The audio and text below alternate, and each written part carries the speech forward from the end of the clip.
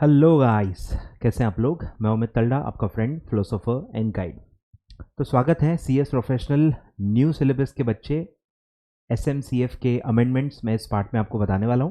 जो बच्चे जून 24 एग्जाम्स या ऑनवर्ड्स देने वाले हैं उन सबको ये अमेंडमेंट्स एप्लीकेबल है। फर्स्ट अटेम्प्ट है न्यू सिलेबस का प्रोफेशनल का, जून 24 आपको पता ही होगा। ठीक है, तो अमेंडमेंट्स इंस्टीट्यूट ने दिए हैं मई 23 से लेके नवंबर 2023। ठीक है, तो लेट्स स्टार्ट। थोड़े सी अमेंडमेंट्स हैं, बहुत ज़्यादा नहीं है, मोस्टली सर्कुलर्स हैं। ठीक है, सर्कुलर्स दिए गए हैं और सर्कुलर्स थोड़े ऑफ बीट होते हैं। ठीक है, और इसलिए आने के चांसेस भी थोड़े कम होते हैं। ठीक है, बट मुझे लगता है एक आध क्वेश्चन तो आ सकता है। मुझे लगता है एज अ फैकल्टी एक आध क्वेश्चन आई एम एक्सपेक्टिंग कि न्यू सिलेबस में इस शीट से एक आध क्वेश्चन आ सकता है। कुछ कुछ अच्छे अमेंडमेंट्स हैं, इंपॉर्टेंट अमेंडमेंट्स हैं जो मुझे लगता है आप लोगों को कवर करके जाने चाहिए। ठीक है, चलिए फटाफट जो जो एग्जाम के हिसाब से काम का है आपको मैं इसमें कवर करवा देता हूं अच्छे से। आ जाओ। तो बेसिकली ऐसे 4 टॉपिक्स हैं जिसमें अमेंडमेंट्स हैं। सबसे पहला है आपका ICDR, raising of funds from equity and procedural aspects public funding, ICDR. अब इसमें बहुत ही छोटा सा अमेंडमेंट है देखा जाए तो, बट इसमें एक चीज बहुत बड़ी चीज है जो इंस्टीट्यूट ने इसके अंदर दी नहीं है। ये सर्कुलर अगर आप खोल के देखोगे तो आपको मैं दिखा देता हूं। ये सर्कुलर काफी बड़ा है, ठीक है, बट इंस्टीट्यूट ने सिर्फ उतनी सी चीज दी है, तो थोड़ा सा कंफ्यूज हो गया हूं मैं भी कि क्या करूं। अगस्त 3, 2023 का अमेंडमेंट है। मेनली आप जो पढ़ते हो, टाइमलाइन पढ़ते हो, याद आ रहा है? टाइमलाइन एक्चुअली आईसीडीआर वाला जो पार्ट आपके सिलेबस में है उसमें टाइमलाइन आती ही नहीं है। टाइमलाइन आती है डॉक्यूमेंटेशन में, याद आ रहा है? डॉक्यूमेंटेशन। तो वो डॉक्यूमेंटेशन का जो इम्पैक्ट है वो, मतलब ये चीज डॉक्यूमेंटेशन का जो हम पूरा पढ़ते हैं, याद आ रहा है कुछ? डॉक्यूमेंटेशन लिस्टिंग के लिए अलग अलग T+1 T+2 और पूरा T+5 तक जो हम डॉक्यूमेंटेशन पढ़ते हैं वो इसीलिए पढ़ते हैं क्योंकि हमारा लिस्टिंग रिक्वायरमेंट क्या होता है? T+6 क्लोजर ऑफ इशू से 6th वर्किंग डे में आपका लिस्टिंग हो जाना चाहिए। तो T+6 वाला हमारा लिस्टिंग साइकिल था, इसलिए हम डॉक्यूमेंटेशन भी उसी हिसाब से पढ़ते थे।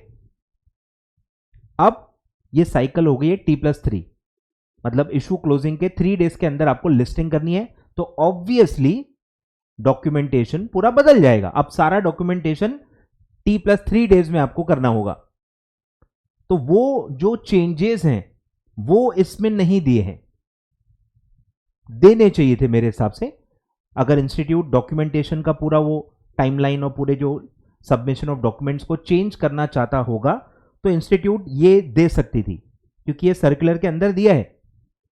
अब नॉर्मली इंस्टीट्यूट का कहना यही होता है, हमने एक लाइन भी दे दी, सर्कुलर का रेफरेंस भी दे दिया, तो आपको पूरा सर्कुलर पढ़ना चाहिए। You are expected to study the entire circular. भले हमने आपको एक ही पैराग्राफ दिया है, पर अगर वो 50 पेज का circular, you are expected to read the entire circular, और वो कुछ भी पूछ सकते हैं।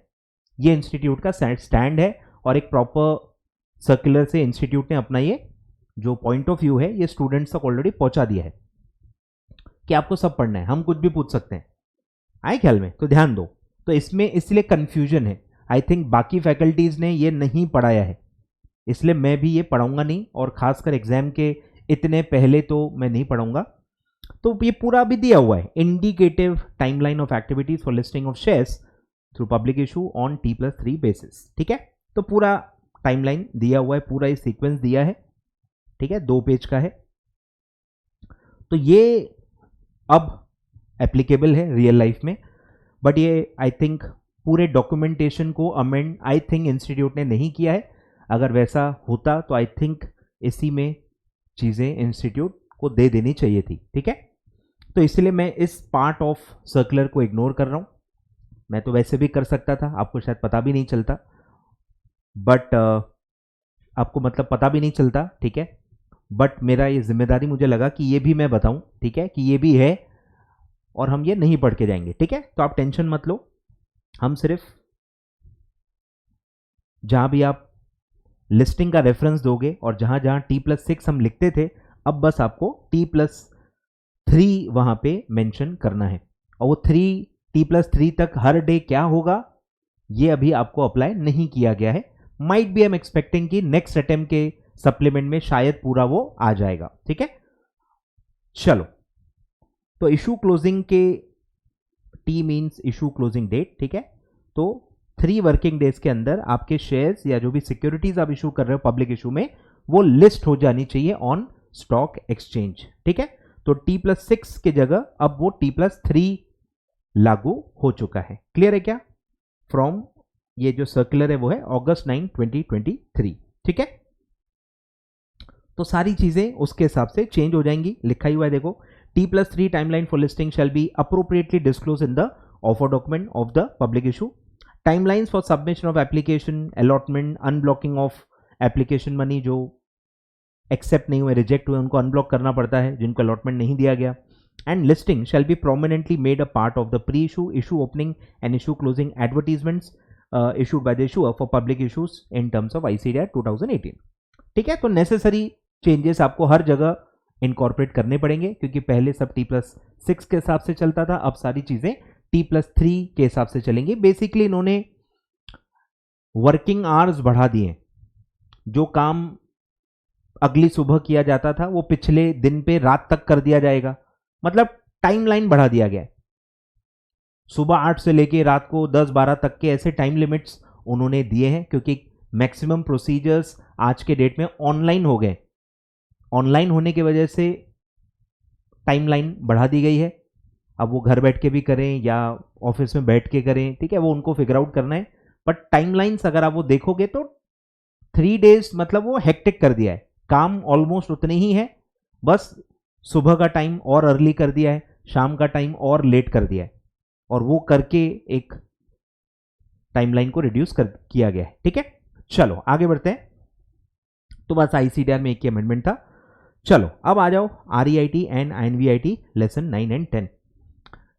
देखो, इंस्टीट्यूट ने कंबाइन करके दिया है। काफी बच्चे जो नए होते हैं ना, मुझसे पूछ रहे थे, सर आप ये कंबाइन करके क्यों पढ़ाते हो? इंस्टीट्यूट ने भी देखो कंबाइन किया है। स्मार्ट है ना सब लोग, हम तो कंबाइन करेंगे ना भाई, क्योंकि सेम चैप्टर्स हैं, सिमिलर प्रोविजंस हैं, बहुत कम डिफरेंसेस हैं, तो साथ में पढ़ोगे तो आसानी से समझ में आ जाता है और जल्दी जल्दी मैक्सिमम कॉन्सेप्ट्स रिपीटेटिव जो होते हैं वो कवर हो जाते हैं। ठीक है, चलो स्टार्ट करते हैं। REIT एंड INVIT, ठीक है, सर्कुलर है। सर्कुलर अब ये कुछ खास काम का नहीं है। ठीक है, ऑफर फॉर सेल के बारे में है। ऑफर फॉर सेल क्या होता है? एग्जिस्टिंग जो भी यूनिट होल्डर्स हैं वो अपने शेयर्स या जो यूनिट्स हैं वो सेल करते हैं। ठीक है, वो सेलिंग ऑफ शेयर्स या यूनिट्स होता है। ठीक है, वो इशू नहीं होता है, उसमें REIT या INVIT को कुछ पैसा नहीं मिल रहा होता है, वो बेसिकली एक एग्जिट होता है। एग्जिस्टिंग यूनिट होल्डर्स को आप एग्जिट देते हो, उसके बारे में है ये। अब ये आपने रेगुलेशंस में ज्यादा कुछ इसके बारे में पढ़ा ही नहीं होगा, समझ में आ रहा है? सर्कुलर बहुत ही ऑपरेशनल और छोटे मोटे जो टॉपिक्स होते हैं ना उसके हिसाब से होता है, वो रियल लाइफ के हिसाब से होता है।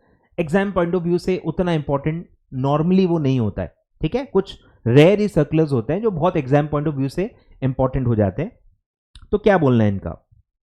SEBI wide circular dated January 10, 2023, एक ऑलरेडी मतलब सर्कुलर था, specified the comprehensive framework for offer for sale of shares including units of REIT and INVIT through the stock exchange mechanism. ठीक है, OFS का मैकेनिज्म ऑलरेडी है फॉर शेयर्स, इंक्लूडिंग उस वही mechanism units के लिए भी एप्लीकेबल होता है। Wide this circular, SEBI has modified the aforesaid framework and prescribed that OFS for sale of units of REIT and INVIT by sponsors or sponsor group entities and other unit holders are permitted only in units of listed REIT and listed INVIT। ठीक है, restriction डाल दी कि आप allowed है, पर ये सिर्फ जो फैसिलिटेशन है, OFS ये जो फैसिलिटेट करता है, ये सिर्फ listed REIT and listed INVIT कर सकते हैं, क्योंकि स्टॉक एक्सचेंज का मैकेनिज्म लिस्टेड वाले यूज कर पाएंगे ना, ऑब्वियस। अगर आप अनलिस्टेड हो तो आप स्टॉक एक्सचेंज का नॉर्मली कैसे करोगे? ठीक है, इसीलिए लिस्टेड वालों को सिर्फ अलाउ किया है कि वो OFS करके एग्जिस्टिंग यूनिट होल्डर्स को एग्जिट दे सकते हैं। However, in case of OFS for listed INVIT, the trading lot shall be same as the trading lot prescribed for such INVIT in the secondary market। Trading lot same होना चाहिए, वो आप कम ज्यादा नहीं कर सकते। क्लियर है क्या? तो पूरा ये अमेंडमेंट काय के बारे में है कि भाई ये सिर्फ लिस्टेड में ही परमिटेड है, ठीक है। और INVIT के केस में लॉट को आप चेंज नहीं कर सकते, ट्रेडिंग लॉट सेम होगा जो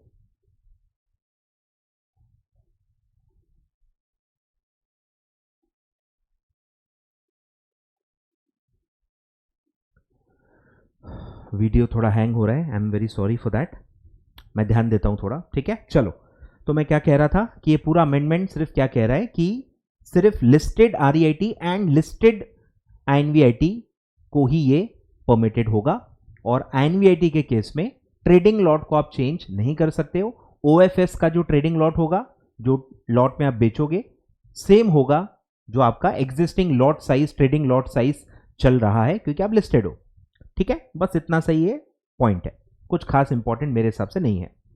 आगे बढ़ते हैं। अब है, ठीक है, प्रॉपर अमेंडमेंट है, नोटिफिकेशन दिया हुआ है, डेटेड August 16, 2023। तो कुछ डेफिनेशंस ऐड की गई हैं, एग्जाम पॉइंट ऑफ व्यू से ज़्यादा इंपॉर्टेंट नहीं है, पढ़ लेते हैं। ग्रुप एंटिटीज को डिफाइन किया गया है, मैनेजर के ग्रुप एंटिटीज में कौन कौन आएगा, ये वर्डिंग्स यूज होती है रेगुलेशंस में, तो उसको प्रॉपर्ली डिफाइन किया गया है, इंसर्ट की है डेफिनेशन, ठीक है। पहला है entities or persons which are controlled by the manager, जिसको आप कंट्रोल कर रहे हो, आपके सबस्टरीज, मेरे सबस्टरीज मतलब मेरे बच्चे, ठीक है, सिंपल भाषा में मेरे बच्चे जिनको मैं कंट्रोल करूंगा वो मेरे ग्रुप एंटिटीज में आएंगे। जो आपको कंट्रोल करता है, person entity who control the manager, मुझे जो कंट्रोल करता है मतलब मेरे पेरेंट्स, ठीक है, जिनकी मैं सबस्टरी हूं, मतलब मेरी होल्डिंग कंपनी या होल्डिंग की होल्डिंग, ठीक है, जितना भी जो भी चेन स्ट्रक्चर रहेगा, तो जो भी मुझे कंट्रोल करता है वो भी मेरे ग्रुप एंटिटी में आएगा।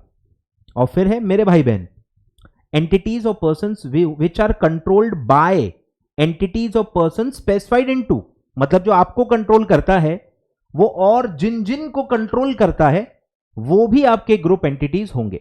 जैसे अगर आप एक औलाद हो, आपके माँ बाप की और औलादें हैं, मतलब आपके भाई बहन हैं, तो वो भी आपके ग्रुप एंटिटीज में आएंगे, ठीक है, ब्रदर्स एंड सिस्टर्स। तो ये समझने के हिसाब से मैं बता रहा हूं। चलो, तो बहुत ही सिंपल डेफिनेशन दी है ग्रुप एंटिटीज ऑफ मैनेजर। आगे बढ़ते हैं, और एक नया कंसेप्ट आया है जो मैं बता देता हूं कि अब स्पॉन्सर को अलाउ किया गया है कि वो किसी फंड से डिसएसोसिएट हो सकता है। हम नॉर्मली अज्यूम करते हैं कि अगर आप एक फंड चालू कर रहे हो, स्पॉन्सर कर रहे हो, तो आप जिंदगी भर रहोगे, एग्जिट लेने का कोई प्रोविजन होता ही नहीं है। बट यहां पे उन्होंने एक अलग कंसेप्ट लाया है कि आप एक एग्जिट दे सकते हो, आप डिसएसोसिएट हो सकते हो REIT एंड INVIT से, स्पॉन्सर को ये पावर दिया गया है।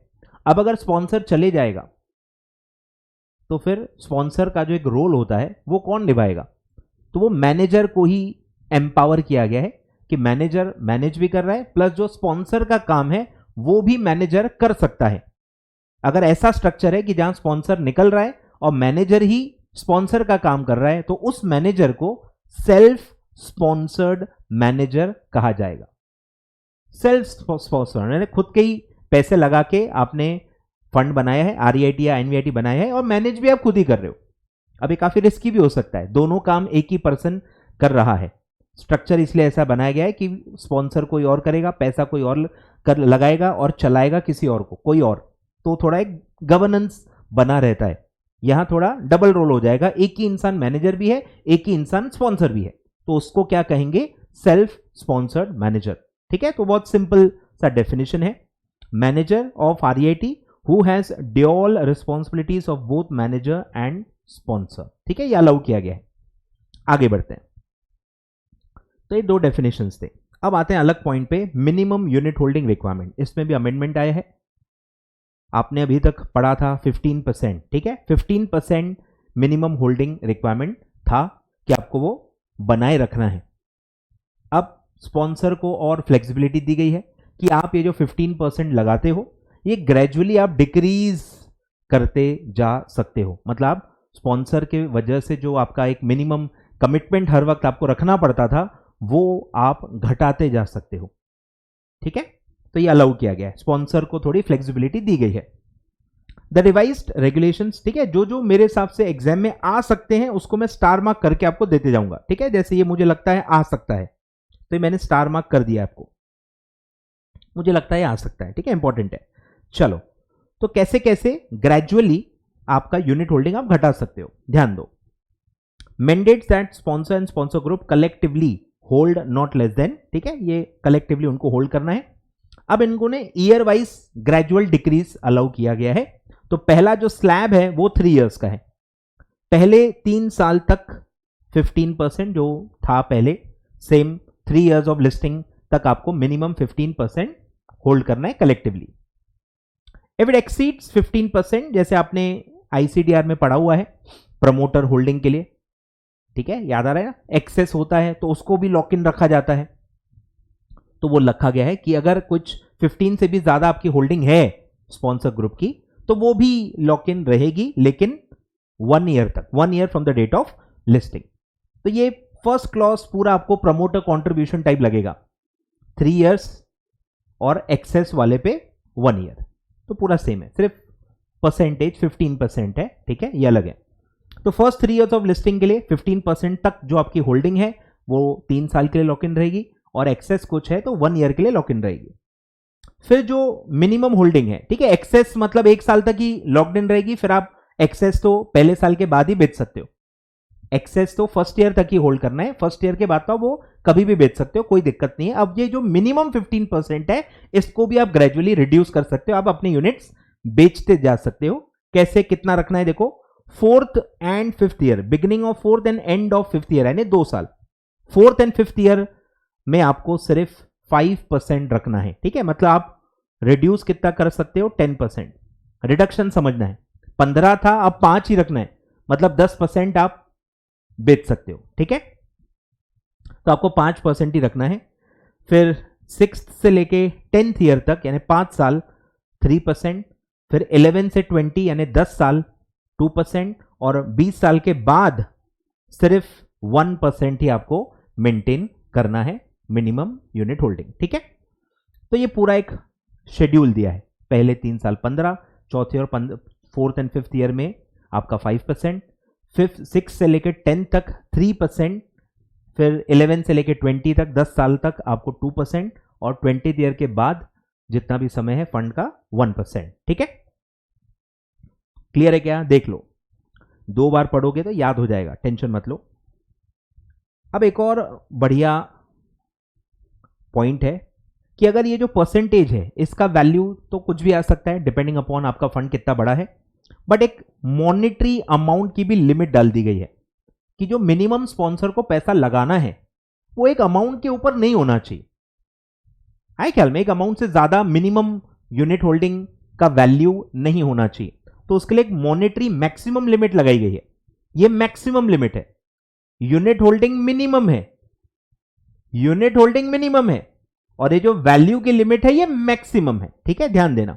The maximum value of units to be held by sponsor and sponsor group for compliance, जो ऊपर हम पढ़ रहे थे, shall not exceed 500 crore, 500 crore से ज्यादा किसी भी वजह से आपको रखने की जरूरत नहीं है। तो अगर आपका ये परसेंटेज 15% 600 करोड़ आ रहा है तो आप 500 रखोगे तो भी चल जाएगा, मतलब वो 15% से कम ही आएगा और वो चलेगा, मतलब विच एवर इज लेस, ठीक है, 15% और 500 crore which ever is less, और ये सारे परसेंटेज में सब में और 500 crore which ever is less, इस तरह से रखा गया है, ठीक है, जो भी कम रहेगा इस तरह से ये अप्लाई करेंगे। फिर ये जो है वो लॉक्ड इन रहेंगे, बोला ही है, मिनिमम का मतलब ये है कि वो लॉक्ड इन रहेंगे, आप बेच नहीं सकते ना, उस पर आप लोन ले सकते हो, ठीक है, एंड शेल नॉट बी एनकम्बर्ड, उस पर आप चार्ज क्रिएट भी नहीं कर सकते, मतलब उसको कहीं प्लेज करके आप कहीं से पैसा भी नहीं उठा सकते, बिल्कुल आपको कोरा कारा उसको रखना है, उसका कोई बेनिफिट आप नहीं ले सकते और वो आपको लॉक इन रखना पड़ेगा। क्लियर है, तो ये एक पार्ट है, आ सकता है, ठीक है, अच्छा पॉइंट है, आ सकता है। आगे बढ़ते हैं, फिर ये सेकेंड पार्ट है, ये भी इंपॉर्टेंट है, ठीक है, ध्यान देना, रेगुलेशन 22 के ऊपर ही तो सब रेगुलेशन 9 ऐड की गई है रेगुलेशन 22 में, ठीक है। ध्यान दो, जो मैंने बताया इसमें एक प्रोविजो डाला गया है कि भाई, प्रोविजन डाला गया है कि sponsor can be disassociated with the fund, वो आरईआईटी एनवाईटी से डिसएसोसिएट हो सकता है। तो कंडीशंस होंगे ना, ऐसे थोड़ी डिसएसोसिएट हो पाएगा। तो कुछ कंडीशंस हैं, कौन से टाइप के फंड्स के स्पॉन्सर डिसएसोसिएट हो सकते हैं। एलिजिबिलिटी कंडीशंस दी हुई हैं, तो ये काफी इंपॉर्टेंट टॉपिक है मेरे हिसाब से, आ सकता है, ठीक है, ध्यान देना। Conditions for existing sponsor proposing to disassociate as a sponsor by seeking to convert the manager to the self-sponsored manager। existing manager को self-sponsored manager में आप convert करना चाहते हो और existing sponsor exit लेना चाहता है, ठीक है। तो क्या conditions है, कब ये अलाउ किया जाएगा, safeguards पूरे दिए हुए हैं। नंबर 1, आरईआईटी को 5 साल हो चुके होने चाहिए, at least 5 years as a listed REIT आपके कंप्लीट हो चुके होने चाहिए, 5 साल, ठीक है, 5 साल लिस्टिंग के आपके हो जाने चाहिए। और इसी से कनेक्टेड पॉइंट है वो पहले बता देता हूं कि कम से कम एक स्पॉन्सर होना चाहिए, at least one of the sponsor proposing to disassociate should have been a sponsor for a minimum period of 5 years। कम से कम एक स्पॉन्सर ऐसा होना चाहिए जो कम से कम 5 साल से एज अ स्पॉन्सर था, ठीक है, एक एटलीस्ट वन स्पॉन्सर ऐसा होना चाहिए। तो ये 5 years साथ में आप याद रख सकते हो कि आरईआईटी को लिस्ट किए हुए 5 years हो चुके होने चाहिए, and one of the sponsor ऐसा होना चाहिए जिसको 5 years एज अ स्पॉन्सर हो चुके होने चाहिए, ठीक है। फिर है कम से कम 12 डिस्ट्रीब्यूशंस आपके हो जाने चाहिए ऑन अ कंटिन्यूअस बेसिस, लगातार 12 डिस्ट्रीब्यूशंस आपने किए होने चाहिए, not less then 12 distributions on a continuous basis and has complied with the distribution norms of the regulation in the preceding 5 years, ठीक है। तो डिस्ट्रीब्यूशन कम से कम 12 होने चाहिए और पिछले 5 साल में कॉम्प्लायंस होना चाहिए प्रॉपर, जो भी डिस्ट्रीब्यूशन के रूल्स आप पढ़ते हो, investment conditions and distribution norms जो आप पढ़ते हो वो आपने कॉम्प्लाई करके डिस्ट्रीब्यूशन किए होने चाहिए। फिर है कि आपका रेटिंग AAA होना चाहिए, rated AAA by a registered credit agency on a continuous basis for 5 years immediately preceding the exit of the sponsor। 5 साल से लगातार पिछले 5 साल में आपकी रेटिंग AAA होनी चाहिए। सोचो कितना, मतलब सेबी कितना ध्यान रख रही है, सोच के देखो, थोड़ा इमेजिन करो, क्योंकि ये बहुत रिस्की है। मैंने बताया ना कि स्पॉन्सर एग्जिट ले रहा है, मतलब बहुत बड़ी बात है, काफी नेगेटिव इसको माना जा सकता है। जो शिप चला रहा है वो शिप छोड़ के भाग रहा है, सोचो कितना बड़ा इंडिकेशन होता है। तो इसको काफी सेफ रखा गया है, सेबी ने काफी ऐसे सेफगार्ड्स इसमें डाले गए कि दिक्कत ना हो, ठीक है। तो AAA रेटिंग होना चाहिए। फिर है during the period of 5 years REIT has not breached at any time maximum leverage threshold, ठीक है, ये भी आपने हो सकता है पढ़ी हो, बोरिंग लिमिट्स होती हैं, आई थिंक मैंने तो पढ़ाया है, आपने पढ़ाई कि नहीं पता नहीं। तो लेवरेज के जो लिमिट्स होते हैं मैक्सिमम लेवरेज के, वो आपने ब्रीच नहीं किए होने चाहिए। लेवरेज रेगुलेशंस में आपका नॉन कॉम्प्लायंस नहीं होना चाहिए एट एनी टाइम पिछले 5 सालों में। फिर है आपका नेटवर्थ रिक्वायरमेंट जो है वो आपका पूरा होना चाहिए एज पर द रेगुलेशंस। फिर है मिनिमम यूनिट होल्डिंग, जो अभी हमने ऊपर पढ़ा, वो आपका होना चाहिए, shall be complied with on or after the date of conversion by the manager, share holder of the manager, ठीक है, मतलब स्पॉन्सर का मैनेज होना चाहिए, मतलब वो ऑलरेडी कंप्लाइड होना चाहिए। और अब यही unit holding self sponsored manager को आगे चल के फॉलो करना होगा, ठीक है, दिया ये। अब ये कैसे फॉलो करेंगे, तो उनको एडिशनल यूनिट्स एक्वायर करने पड़ सकते हैं, ठीक है। Manager, share holders of manager and और the group entities of manager, ठीक है, मैनेजर के जो ओवरऑल ये लोग हैं कनेक्टेड, ये लोग एक्वायर कर सकते हैं units, acquire units may acquire units of REIT for the purpose of compliance of the above condition, ठीक है। फिर है स्पॉन्सर और it's associates do not control और ओन द मैनेजर, ठीक है। अब क्योंकि स्पॉन्सर बाहर जा रहा है तो अब वो मैनेजर को कंट्रोल नहीं कर पाएगा, ठीक है, ना वो कंट्रोल कर सकता है ना वो ओन कर सकता है मैनेजर को। मैनेजर अब इंडिपेंडेंट रहेगा क्योंकि वो सेल्फ स्पॉन्सर्ड मैनेजर है, ठीक है, पैसे भी वही लगा रहा है, चला भी वही रहा है, तो अब वो किसी और के कंट्रोल में नहीं होना चाहिए, उसका इंडिपेंडेंट होना बहुत ज्यादा जरूरी है, ठीक है। तभी तो स्पॉन्सर को एग्जिट मिलेगी ना, मतलब उसको एग्जिट भी लेना है, कंट्रोल भी लेकिन उसी को करना है। अरे तो फिर तुम एग्जिट क्यों ले रहे हो, क्यों डिसएसोसिएट हो रहे हो अगर आपको कंट्रोल या ओनरशिप आप ही को रखनी है तो, ठीक है। तो डिटैच करना जरूरी है, द स्पॉन्सर और इट्स एसोसिएट, ठीक है, कोई भी ओन या कंट्रोल नहीं करेगा मैनेजर को on or after the date of conversion. फिर है sponsors has not transferred or sold asset, ठीक है, ये भी बहुत ध्यान दो, बिजनेस के कुछ कंडीशंस हैं कि कुछ प्रॉब्लम हो सकती है ना, स्पॉन्सर ऐसे कैसे डिसएसोसिएट होना चाहता है, तो हो सकता है उसने कुछ कांड किया हो सकता है उसने कुछ कांड किया हो और वो भाग रहा है, हो सकता है, तो ये कुछ उसके लिए डाले गए हैं सेफगार्ड्स कि sponsor has not transferred or sold assets to the REIT in the last 3 years and no assets or projects shall be acquired by REIT from the outgoing sponsor for a period of 1 year from the date of conversion। पिछले 3 साल में कोई भी asset transfer नहीं हुआ होना चाहिए, sponsor ने अपना कोई पर्सनल प्रोजेक्ट या एसेट REIT को नहीं ट्रांसफर किया होना चाहिए, और अब आने वाले फ्यूचर का 1 साल तक और भी वो कुछ भी एसेट सेल नहीं कर पाएगा, ठीक है। 3 साल पास्ट के हैं, 1 ईयर फ्यूचर का है, इसमें कोई भी एसेट ट्रांसफर नहीं हुआ होना चाहिए और 1 साल तक नहीं होना चाहिए, ठीक है। क्योंकि ऐसा होता है ना कि मैंने कुछ खराब प्रोजेक्ट दे दिया REIT को, अब मैं भाग रहा हूं, होता है ना, फ्रॉड बाकी कैसे होंगे, तो ये फ्रॉड हो सकता है ना कि स्पॉन्सर ने बढ़िया कुछ गलत एसेट या loss making asset, loss making project REIT को दे दिया है और अब वो वहां से एग्जिट लेना चाहता है तो वो न ले पाए, आए ख्याल में। तो अगर आपने एसेट ट्रांसफर किया है पिछले 3 साल में तो आप डिसएसोसिएट नहीं हो पाओगे, ठीक है। फिर है, ये हो गया, और फिर है, ये भी बहुत इंपॉर्टेंट है, बिजनेस रूल है, REIT shall not have any under construction properties acquired from the sponsor that has not commenced commercial operation।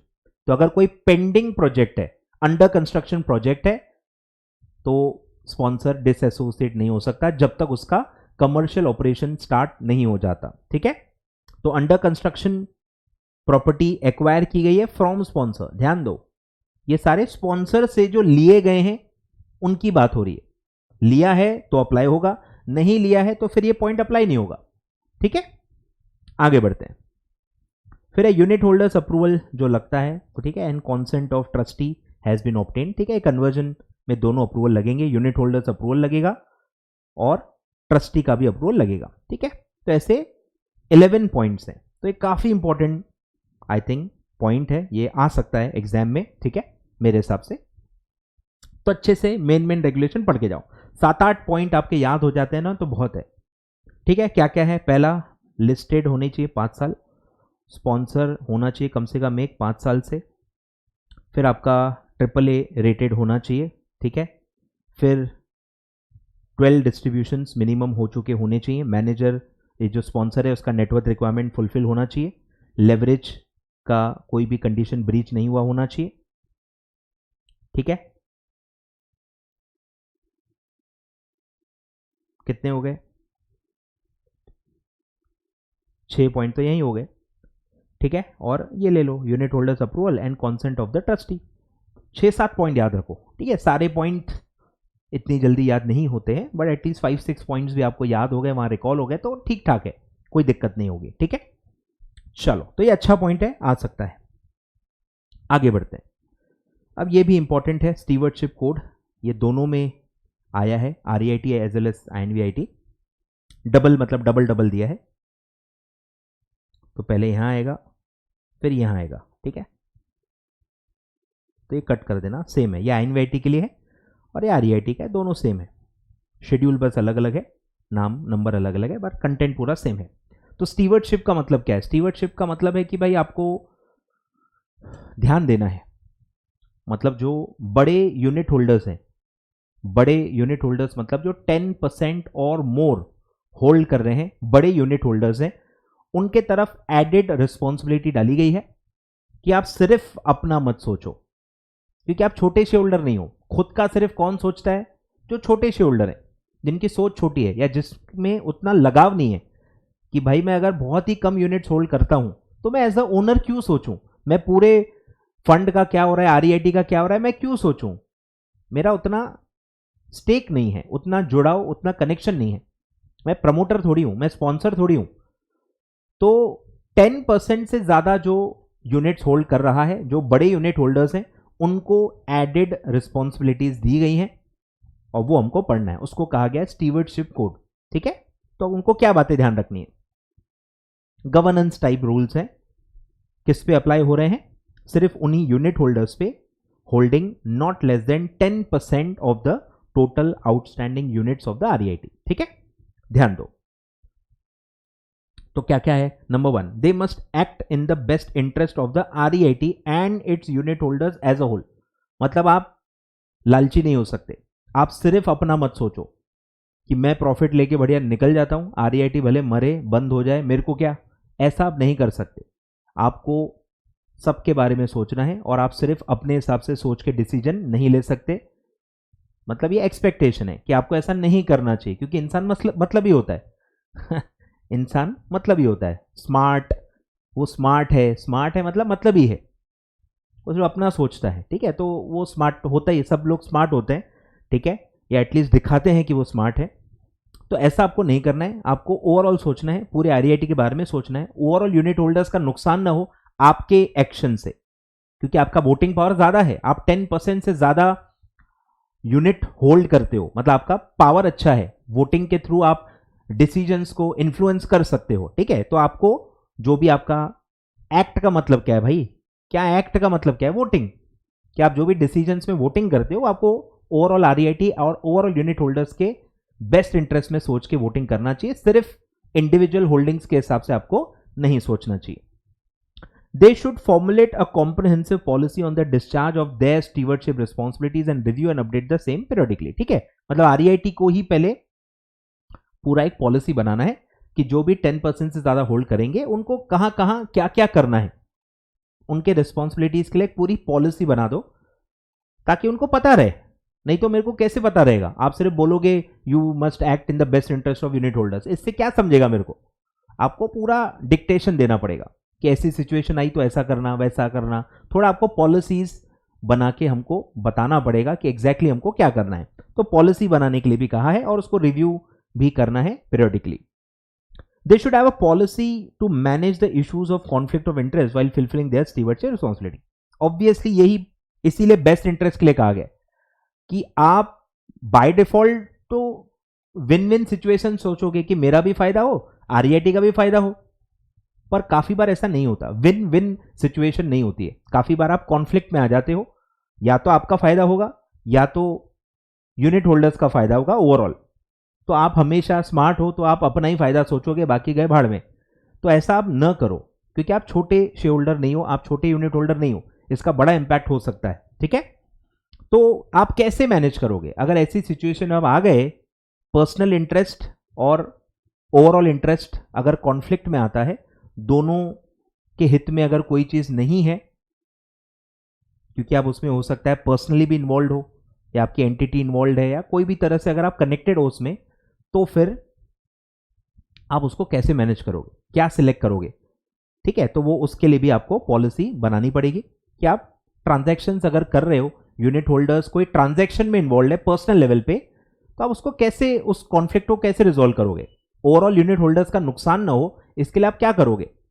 तो आपको पॉलिसी बनानी पड़ेगी। They should periodically monitor the REIT and it's investee entities, that is holding companies and SPV. ठीक है, सबको review करो, यही stewardship होता है। ठीक है, मॉनिटर करो कि कोई भी चीज गलत नहीं है, कोई भी चीज खिलाफ में नहीं है, डेट्रीमेंटल नहीं है। ये काम ओनर्स का होता है, स्पॉन्सर का होता है, पर क्योंकि आप 10% से ज्यादा यूनिट होल्डर हो, आपकी भी ये पूरी आरईआईटी आपकी भी है, आप भी 10% से ज्यादा ओन करते हो, तो आपको भी ये ध्यान देना चाहिए। They should have a policy on the intervention in the REIT and holding companies SPV. ठीक है, बीच में अगर डेडलॉक होता है, ठीक है, कुछ प्रॉब्लम्स होती हैं, क्लैश होता है, तो फिर आप कैसे बीच में आके रिजॉल्व करोगे, उसकी भी पॉलिसी बनाओ। और आप वोटिंग कैसे करोगे, ठीक है, वोटिंग के बारे में भी आप पॉलिसी बनाओ। वोटिंग कैसे होगी, क्या होगी, कॉन्फ्लिक्ट्स रहा तो कौन वोट कर सकता है, नहीं कर सकता है। अगर आप चाहते हो कि इंटरेस्टेड यूनिट होल्डर्स वोट न करें, कंपनीज एक्ट में हमने पढ़ा ही है ना, इंटरेस्टेड डायरेक्टर वोट नहीं कर सकता, तो ऐसा कुछ अगर आपको करना है तो उसकी भी एक पॉलिसी बनाओ, कब कौन वोट नहीं कर सकता। तो वो सब आप पॉलिसी बनाओ। तो ये पूरा होता है स्टीवर्डशिप कोड। सेम आपको INVIT में भी अप्लाई किया गया है, सेम आपको REIT में भी अप्लाई किया गया है, दोनों में है। बड़े आगे, तो ये इंपॉर्टेंट है, one of the important topic है जो मुझे लगता है आ सकता है। आगे बढ़ते हैं। सेम ग्रुप एंटिटीज, ठीक है, REIT में भी आया था, सेम डेफिनेशन INVIT में भी आया है। और आपको पता ही है REIT में हम उसको मैनेजर बोलते हैं, INVIT में उसको इन्वेस्टमेंट मैनेजर बोलते हैं, ठीक है, वर्ड अलग अलग है, आपको पता ही होगा, तो सेम है definition. Self sponsored investment manager. और फिर एक और डेफिनेशन आई है स्पॉन्सर ग्रुप। क्या होता है स्पॉन्सर ग्रुप? सेम ही है जो हमने पढ़ा, मतलब स्पॉन्सर खुद और ग्रुप एंटिटीज को मिला ले, स्पॉन्सर खुद और उसके जो भी ग्रुप एंटिटीज हैं उसको मिला ले, तो उसको कहेंगे स्पॉन्सर ग्रुप। ठीक है, पहला देखो स्पॉन्सर खुद आएगा स्पॉन्सर ग्रुप में, और ये तीनों पॉइंट्स आपने कहां पढ़े हैं? ऊपर ग्रुप एंटिटीज में। ठीक है, तो यही चार मिला के हम कहेंगे स्पॉन्सर ग्रुप। क्लियर है क्या? देख लो, वीडियो को आप पॉज कर सकते हो, ठीक है, बहुत ब्यूटीफुल पावर है आपके पास, आप मुझे रोक सकते हो, थोड़ा सा डाइजेशन, इंफॉर्मेशन का डाइजेशन कर सकते हो, उसको एजिमुलेट कर सकते हो, तो आप वीडियो पॉज कर सकते हो, हर अमेंडमेंट के बाद पॉज करो, खुद से भी थोड़ा पढ़ लो और उसको फिर आगे बढ़ो। आगे बढ़ते हैं।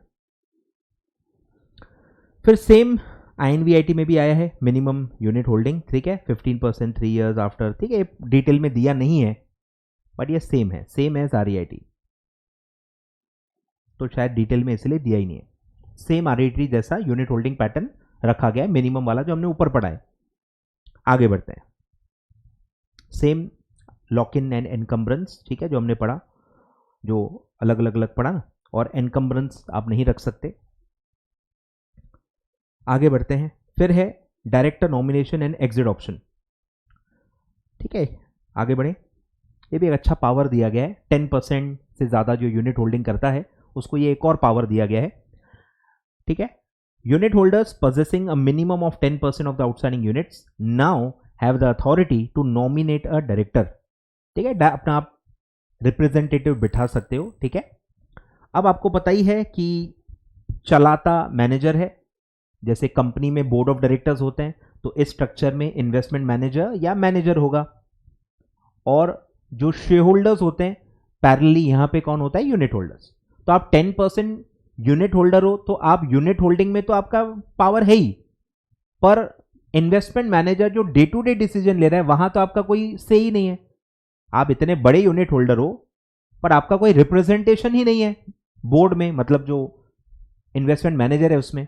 तो ये प्रॉब्लम, क्योंकि आप स्टीवर्डशिप कोड लागू कर रहे हो, आप इतनी जिम्मेदारियां डाल रहे हो, पर आपका रिप्रेजेंटेशन ही नहीं है वहां, तो वो भी पैरेलली अलाउ किया गया है एम्पावर करने के लिए। तो आप एक अपना डायरेक्टर नॉमिनेट कर सकते हो, अपॉइंट तो यूनिट होल्डर्स ही करेंगे, आप अकेले नॉमिनेट नहीं कर सकते, मतलब आप अकेले उसको अपॉइंट नहीं कर सकते, आप सिर्फ नॉमिनेट कर सकते हो।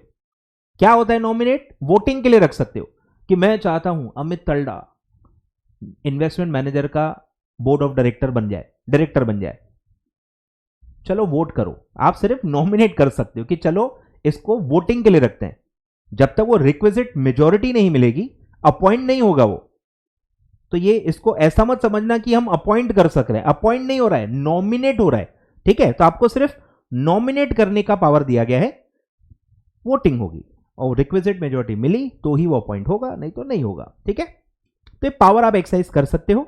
Nominated director on the board of investment manager subject to certain conditions in cases where the conversion to a self-sponsored investment manager occurs, dissenting unit holders must be given a exit, ठीक है, ये भी normal सी बात है। आपकी ship का जो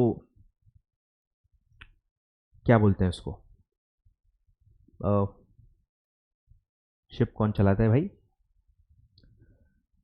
मैं ही भूल गया, ठीक है, मैं एयरक्राफ्ट का लेते हैं, एयरक्राफ्ट है, पायलट अगर एयरक्राफ्ट छोड़ के भाग रहा है, ठीक है, तो ऑब्वियसली जो बचे हुए लोग हैं उनको एग्जिट ऑप्शन आपको देना चाहिए। अगर उनको पसंद नहीं है कि भाई ये चला कोई और ही रहा है, जो चला रहा था जिसके भरोसे हम ये एरोप्लेन में बैठे थे वही अगर चले गया तो अब हम उसमें बैठे रहें या हम भी जाएं, उसका एक एग्जिट ऑप्शन आपको देना चाहिए, जो आप काफ़ी जगह ICDR में भी और अलग अलग जगह पे पढ़ चुके हो।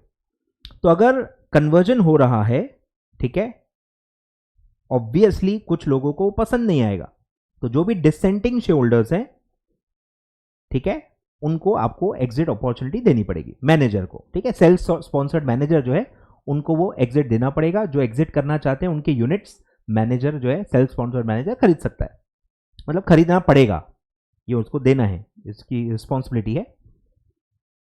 बढ़े आगे, छोटे छोटे पॉइंट्स हैं और इसमें आपको पता ही है केस स्टडी टाइप क्वेश्चन बना के, छोटे छोटे सब क्वेश्चंस बना के भी पूछा जाता है। तो छोटे छोटे पॉइंट्स पे भी आपको ध्यान देना है। Can unit holders nominate a director, ऐसा प्लेन क्वेश्चन भी आ सकता है। या unit holder wants to nominate a director, बताओ वो कर सकता है कि नहीं, बताओ उसको कितनी मिनिमम यूनिट होल्डिंग होनी चाहिए तो ही वो कर पाएगा। ऐसे छोटे छोटे केस स्टडी बेस्ड क्वेश्चन बना के क्वेश्चन आ सकता है, तो बारीकी से अच्छे से पढ़े। चलो, तो ये स्टीवर्डशिप वाला है, सेम है देखो, ठीक है। Best interest, comprehensive policy, policy to manage issues, ठीक है, मॉनिटर करो, इंटरवेंशन की पॉलिसी और पॉलिसी नोटिस, पूरी सेम है। आगे बढ़ते हैं। फिर ये सेम है, INVIT के लिए सेम दिए हैं कि वो नॉमिनेट कर सकते हैं, उनको ये पावर दिया गया है, ठीक है। कुछ खास नहीं है, बस पावर है कि नहीं है, यस है, ठीक है। थोड़े से एग्जैक्ट डेट्स वगैरह दिए हैं जो एग्जाम में नहीं आते, आपके काम के नहीं है। तो ये सेम है, सेम है REIT की पावर है 10% से ज़्यादा यूनिट होल्ड करेगा वो डायरेक्टर को नॉमिनेट कर सकता है। आगे बढ़ते हैं। फिर है, ये भी आई थिंक इतना इंपॉर्टेंट नहीं है, ये आप कंपनीज एक्ट, LODR, ठीक है, दोनों जगह पढ़ चुके होंगे। LODR आपको खैर ज़्यादा है नहीं न्यू सिलेबस में, बट आपने सेबी मतलब CMSL या SLCM में पढ़ा होगा। तो सेम गाइडलाइंस यहाँ मिसिंग थी, तब उनको याद आ गया, पता चल गया, तो उन्होंने वो डाल दिए, जो हर जगह होती हैं, ठीक है, कि जो भी अमाउंट अनपेड या अनक्लेम्ड रह गया, जो भी आप डिस्ट्रीब्यूशंस करते हो एज REIT, एज INVIT, जो भी आप यूनिट होल्डर्स को डिस्ट्रीब्यूशंस करते हो, अगर वो क्लेम नहीं किए गए तो आपको पता है, ठीक है, वो IEPF में जमा करने होते हैं। ये प्रोविजंस अभी तक थे नहीं, तब उन्होंने ऐड कर दिया है, ठीक है, ध्यान दो। Unpaid or unclaim out of the distributions declared by REIT और INVIT shall be transfer to IEPF constituted by SEBI. SEBI वाला IEPF में आपको उसको ट्रांसफर करना पड़ेगा, और आप किसी को अगर वो पैसा क्लेम करना है तो IEPF से क्लेम कर सकते हो। और साफ साफ लिखा गया है कि IEPF से जब आप वो क्लेम करोगे, IEPF से इंटरेस्ट नहीं मांगना है कि विथ इंटरेस्ट दो, नहीं भाई, IEPF इंटरेस्ट नहीं देगा। साफ साफ वो भी प्रोविजन ऐड कर दिया गया है कि amount transfer to such fund shall not bear any interest. 100 रुपए आपके थे तो 100 रुपए ही आप वहां से मांग सकते हो, इंटरेस्ट वगैरह क्लेम नहीं कर सकते, ठीक है। और एक अलग से प्रोसीजर दिया है कि अगर डिस्ट्रीब्यूशंस आप क्लेम नहीं कर पाए, अब बाद में आपको याद आया, अब बाद में आपको IEPF से अगर वो क्लेम करना है तो क्या फॉर्म होगा, क्या प्रोसीजर होगा, वो सब भी अलग से नोटिफाई किया जाएगा। तो ये सब उसके बारे में। तो ये 2 पॉइंट्स आपको ध्यान रखने हैं कि कंपनी के ऊपर ये REIT या INVIT के ऊपर ये ड्यूटी है कि वो उसको IEPF में ट्रांसफर करना है, जो भी अनक्लेम्ड या अनपेड डिस्ट्रीब्यूशंस हैं, और इंटरेस्ट बेयर नहीं होगा उस पर। फंड जो है, IEPF जो फंड है, वो इंटरेस्ट नहीं देगा, ठीक है। बस ये 2 पॉइंट्स आपको ख्याल में रखने हैं। अब ये भी एक प्रीवियस सर्कुलर से कनेक्टेड है। जो प्रीवियस सर्कुलर है वो आपके मॉड्यूल में नहीं है, मतलब आपने वो बेसिक सर्कुलर शायद पढ़ा ही नहीं है, उसी का एक थोड़ा सा चेंज हुआ है, रिवीजन हुआ है, वो आपको दिया गया है। तो ये क्या ही आपको समझेगा और आप क्या ही याद रख पाओगे, थोड़ा मुश्किल है। ध्यान दो, सर्कुलर है, revision in the manner of achieving minimum public unit holding. Minimum public unit holding जो आपको मेंटेन करनी है वो आप कैसे करोगे, ठीक है, उसके तरीके दिए। यूनिट होल्डिंग आपको बढ़ानी पड़ेगी ना, मिनिमम यूनिट होल्डिंग जो आपको रखनी होती है, मतलब ये उल्टा है, मिनिमम पब्लिक वाला है ये, मतलब जो आप पढ़ते हो ना सिक्रा, SCRR, ठीक है, वही 25% लिस्टेड में 25% पब्लिक के पास होना चाहिए। तो पैरेलल सिक्रा SCRR में इसके रूल्स हैं। तो वो कैसे अचीव करते हैं, कैसे आप पब्लिक की होल्डिंग बढ़ाओगे, यानी प्रमोटर की आपको घटानी है और पब्लिक की बढ़ानी है, तो उसके तरीके क्या क्या अलाउड हैं वो उसमें नए नए तरीके ऐड होते रहते हैं, ठीक है। तो इसमें कुछ और तरीके ऐड हुए हैं कि कैसे आप पब्लिक की होल्डिंग बढ़ा सकते हो, ठीक है। तो ये सब मास्टर सर्कुलर का भी रेफरेंस दिया हुआ है, ठीक है। Following shall be the additional method for privately placed INVIT, बहुत ही स्पेसिफिक प्रोविजन है। प्राइवेटली प्लेस्ड INVIT कैसे ये कर सकते हैं, मिनिमम पब्लिक को कैसे बढ़ा सकते हैं, वो आपको दिया गया है। पहला है through preferential allotment, 1-to-1 privately preferential, public के जो लोग हैं जो पब्लिक कैटेगरी में आते हैं उनको 1-to-1 अलॉट करो, तो क्या होगा, नए यूनिट्स इशू होंगे और डायरेक्टली वो पब्लिक में ऐड होंगे, तो उससे पब्लिक होल्डिंग बढ़ते जाएगी। Sale of units held by sponsor और मैनेजर और प्रोजेक्ट मैनेजर, ये जो पूरे स्ट्रक्चर के पार्ट हैं, इनके पास जो यूनिट्स हैं ये डायरेक्टली आप पब्लिक को बेच दो ना, तो आपकी होल्डिंग कम हो जाएगी, एट द सेम टाइम उतनी होल्डिंग पब्लिक की बढ़ जाएगी। तो ये तो आसान है ना, नया पैसा रेज करने की भी जरूरत नहीं है, नए यूनिट्स भी इशू करने की जरूरत नहीं है, एग्जिस्टिंग यूनिट्स को ही अगर ये बेच दें तो वो भी one of the easiest way है पब्लिक का होल्डिंग बढ़ाने का, ठीक है। And their associate related parties in the open market, ठीक है। और फिर है sponsor, investment manager, project manager and their associate related parties can sell up to maximum of 5%, ठीक है। इसी का पॉइंट है, उस पर लिमिट डाल दी गई है कि एक साल में 5% तक ही आप जाके सेल कर सकते हो, ठीक है, of the paid up unit capital of the INVIT during a financial year. Financial year की लिमिट भी डाल दी गई है, तो इतना सही है। अब डायरेक्ट क्वेश्चन आ सकता है कि ये चीज में अमेंडमेंट आया है, डिस्कस द अमेंडमेंट, ऐसा डायरेक्टली क्वेश्चन आ सकता है, तो आपको बस ये 3 पॉइंट्स लिख के आने पड़ेंगे, ठीक है। प्रेफरेंशियल अलॉटमेंट कर सकते हैं, एग्जिस्टिंग जो भी स्पॉन्सर है, मैनेजर है, प्रोजेक्ट मैनेजर है, ये लोग और उनके जो भी एसोसिएट्स एंड रिलेटिव्स हैं वो अपने शेयर सेल कर सकते हैं ओपन मार्केट में, maximum 5% of the unit capital in a financial year. Simple 3 points हैं, सिंप्लीफाई करते जाओ, ठीक है, तो याद हो जाएंगे।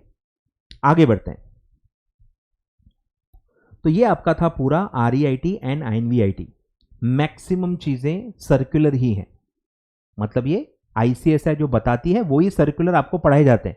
हम सर्कुलर खुद चूज नहीं कर सकते क्योंकि सर्कुलर बहुत सारे होते हैं, तो ये पहले पढ़ाया नहीं जा सकता। ये ICSI का जो सप्लीमेंट आता है आने के बाद ही पढ़ाया जाता है, ये लास्ट मोमेंट वाली चीजें, ठीक है। तो सब सर्कुलर्स हैं। आगे बढ़ते हैं, अब आते हैं private funding, raising of funds, private funding यानी AIF वाला जो पूरा चैप्टर है। आ जाओ, तो ये प्रॉपर अमेंडमेंट है, ठीक है। नोटिफिकेशन आया है कि नॉर्मली हम 3 कैटेगरीज पढ़ते हैं AIF में, कैटेगरी 1, कैटेगरी 2, कैटेगरी 3। कैटेगरी 1 के अंदर भी आपने बहुत सब कैटेगरीज पढ़ी हैं, SME fund, venture capital fund, special situation fund, angel fund, infrastructure, ठीक है, बहुत सारे आपने सब कैटेगरीज पढ़े हैं कैटेगरी 1 के अंदर। सोशल इंपैक्ट फंड, ठीक है, तो ये सब कैटेगरी 1 के अंदर होते हैं, 2 और 3 में ऐसा कुछ होता नहीं है, ठीक है। ऐसे ब्रॉडली 3 कैटेगरीज है, 1, 2 एंड 3। अब एक चौथा कैटेगरी बनाया गया है और उसको नाम दिया गया है स्पेसिफाइड AIF, ठीक है। ये एक अपने आप में सेपरेट कैटेगरी है, न्यू कैटेगरी ऐड की है, स्पेसिफाइड AIF, ठीक है। The addition of new category of AIF that is specified AIF expands the existing 3 categories, namely category 1, 2 and 3। मतलब ये चौथा कैटेगरी आप मान सकते हो। This is completely separate from existing 1, 2 and 3। The introduction of specified category AIF category provides further diversification and opportunities for investment within the alternate investment landscape subject, ठीक है। तो ये बहुत ही स्पेसिफिक लोगों के लिए बनाई गई है, कोई भी इसमें पैसा नहीं लगा सकता, बहुत ही लिमिटेड पर्पस के लिए ये बनाया गया है, इसलिए नाम भी कैसा दिया है, स्पेसिफाइड। मतलब जो अलाउ किया गया है वो ही इसमें पैसा लगा सकता है, स्पेसिफाइड।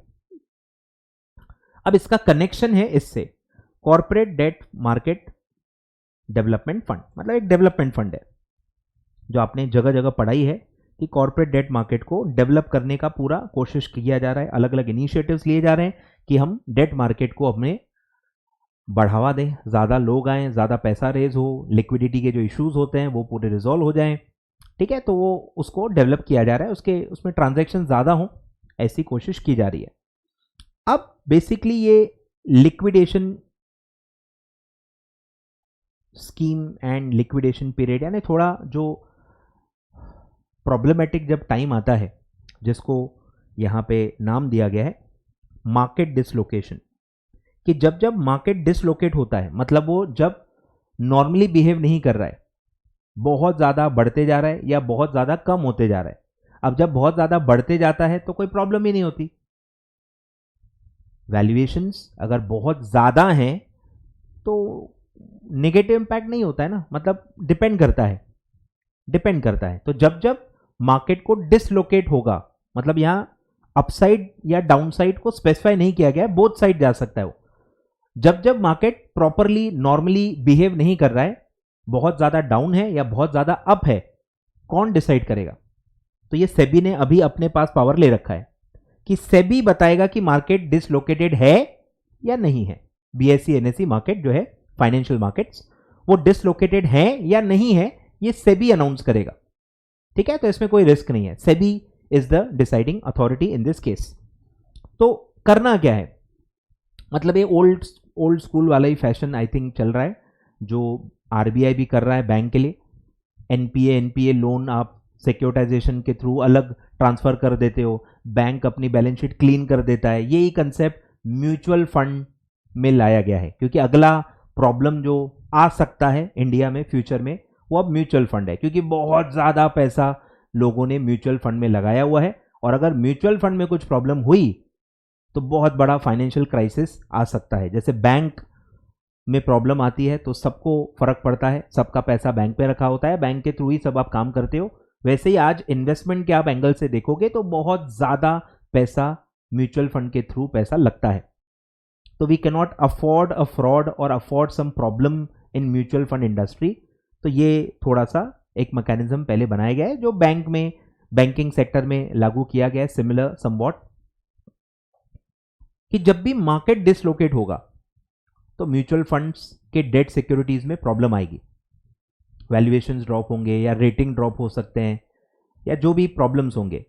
तो ऐसे जो डेट सिक्योरिटीज हैं, जो मार्केट के खराब परफॉर्मेंस के वजह से प्रॉब्लम में आ गए हैं, उनको ये स्पेसिफाइड एआईएफ खरीदेगा। मतलब आप बेसिकली म्यूचुअल फंड से उसको डिटैच कर रहे हो।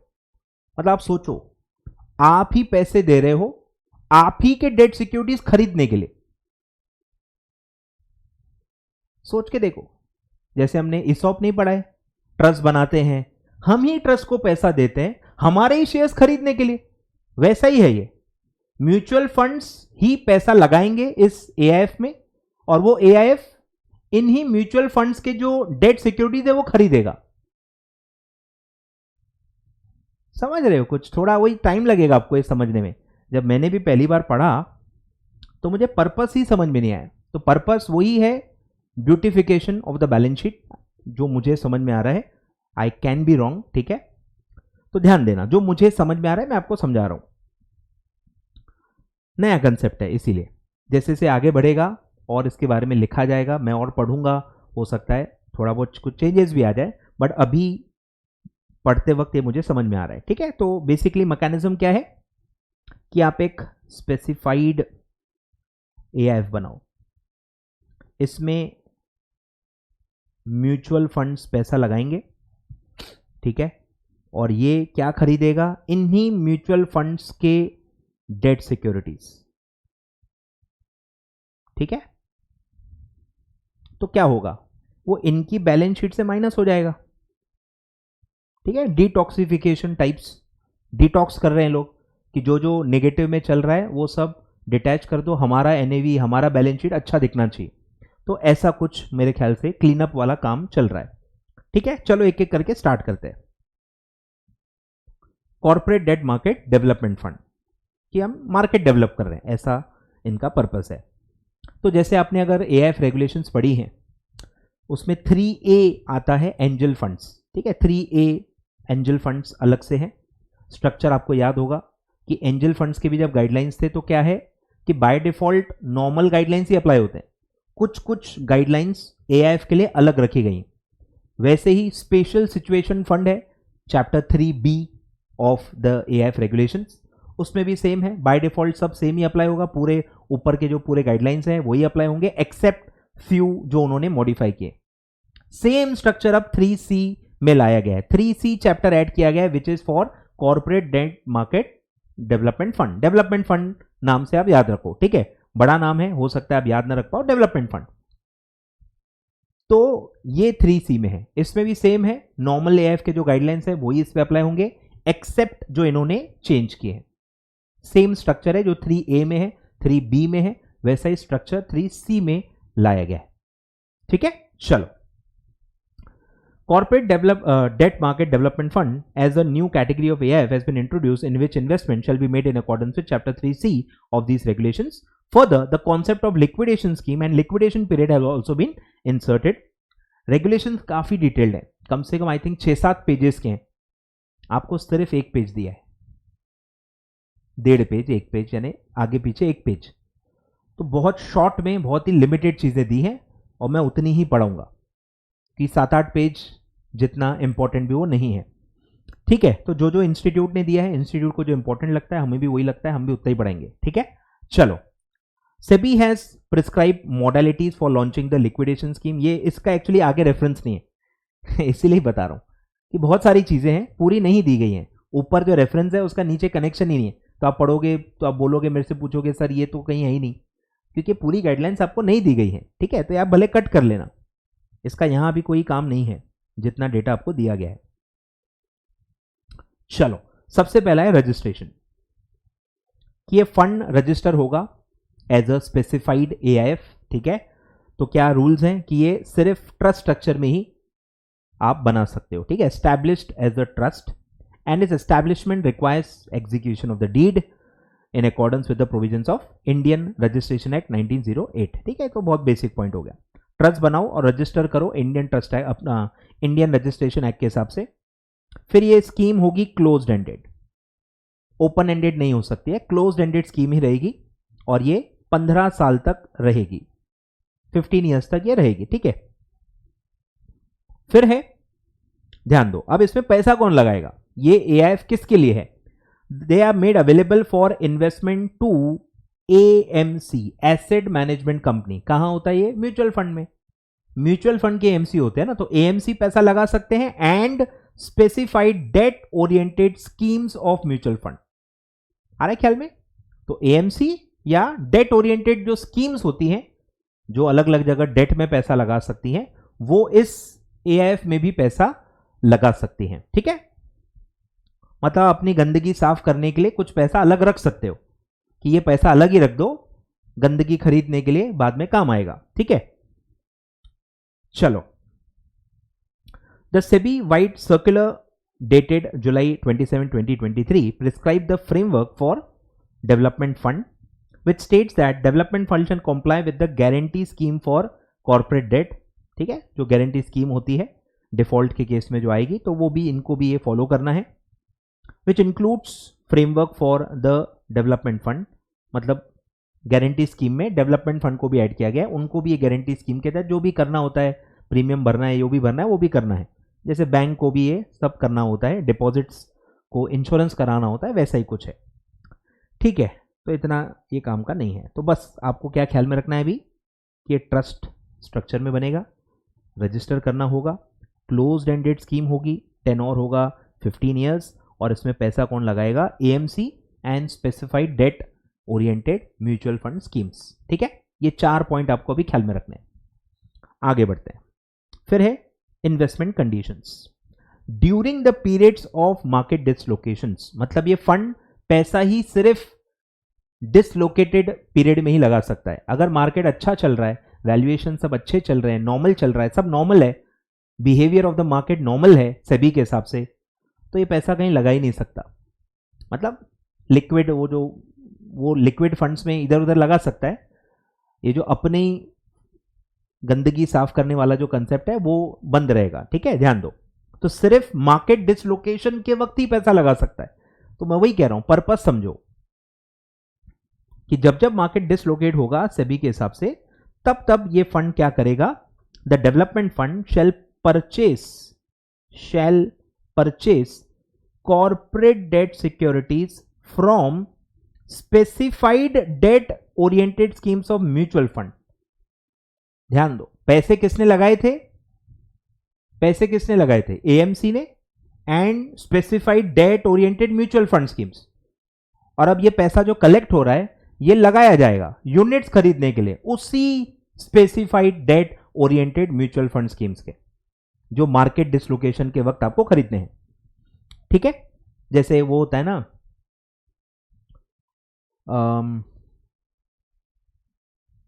ग्रीन शू ऑप्शन, याद आ रहा है? ग्रीन शू ऑप्शन, ठीक है, उसी थीम वाला है.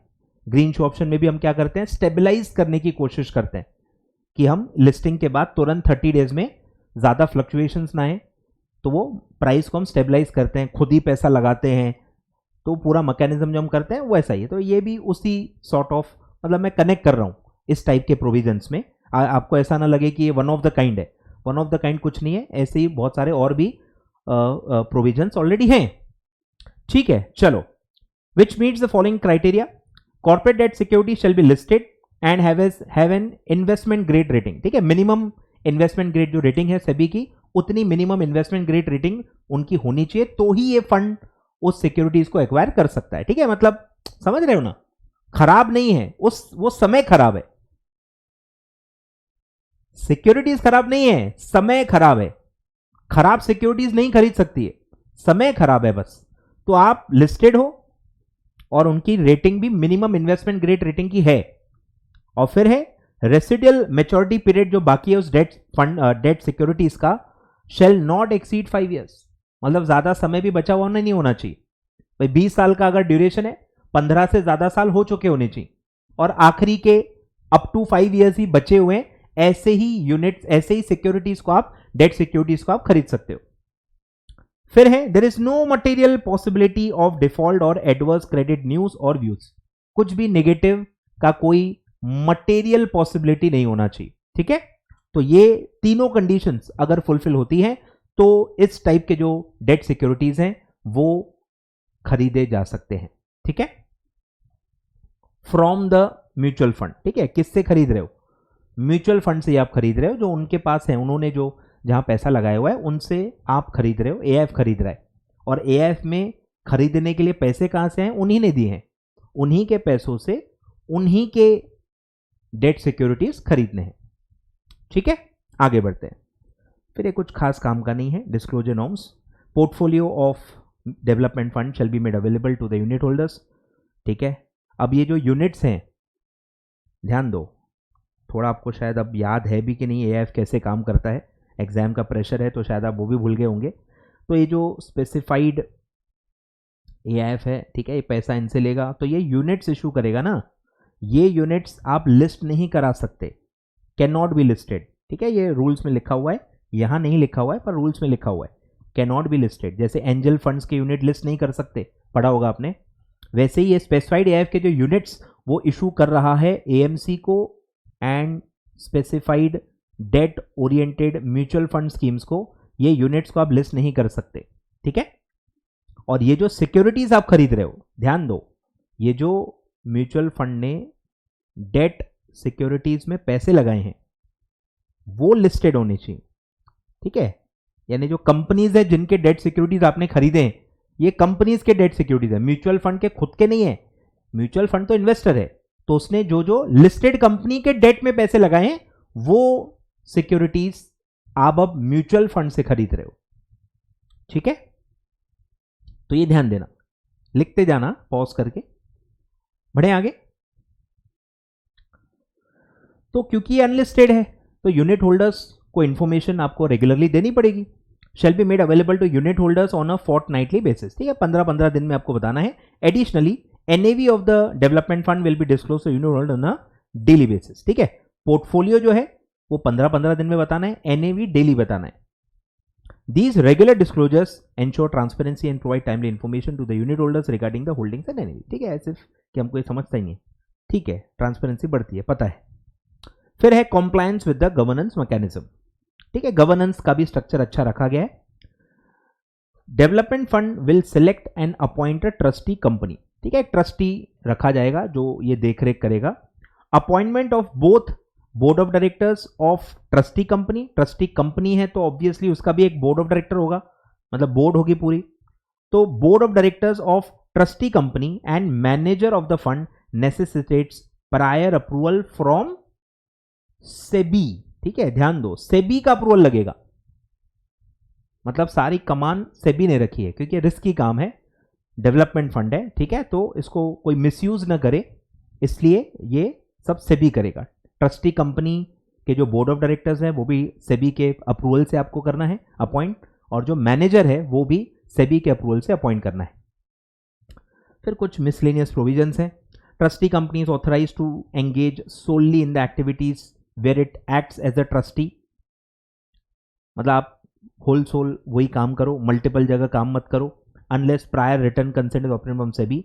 In terms of composition 2/3 of the members shall be independent directors. ठीक है, जो बोर्ड ऑफ डायरेक्टर्स हैं ट्रस्टी कंपनी के 2/3 इंडिपेंडेंट डायरेक्टर्स होने चाहिए who do not have any affiliation with the sponsor और manager। ठीक है, इंटरेस्टेड या कनेक्टेड पार्टीज नहीं होने चाहिए। फिर है same, appointment of any individual as a director of trustee company subject to the prior approval of SEBI. Audit committee must be established within the trustee company to oversee and assess the compliance with the provisions outline in the placement memorandum. ठीक है, बहुत और भी provisions है, आपको ज्यादा यहां नहीं दिया है, तो गवर्नेंस वाला भी आपको ध्यान में रखना है। हो सकता है वही केस स्टडी फॉर्मेट में 3-4 पॉइंट आपसे पूछा जाए। ठीक है, तो ट्रस्टी कंपनी अपॉइंट होगा और जो फंड का मैनेजर है और जो फंड की जो ट्रस्टी कंपनी है उसका जो भी बोर्ड ऑफ डायरेक्टर्स हैं उनके डायरेक्टर्स भी सेबी अपॉइंट करेगा, प्रायर अप्रूवल ऑफ सेबी लगेगा। आगे बढ़ते हैं, तो ये पूरा एक पॉइंट था, काफी बड़ा है ये, आपको सिर्फ देखो एक पेज दिया है, यहां शुरू यहां खत्म, एक पेज में आपको निपटा दिया है, बट काफी और प्रोविजंस दी हुई है बेयर रेगुलेशंस में जो आपको यहां नहीं दी गई है। ठीक है, चलो बढ़े आगे।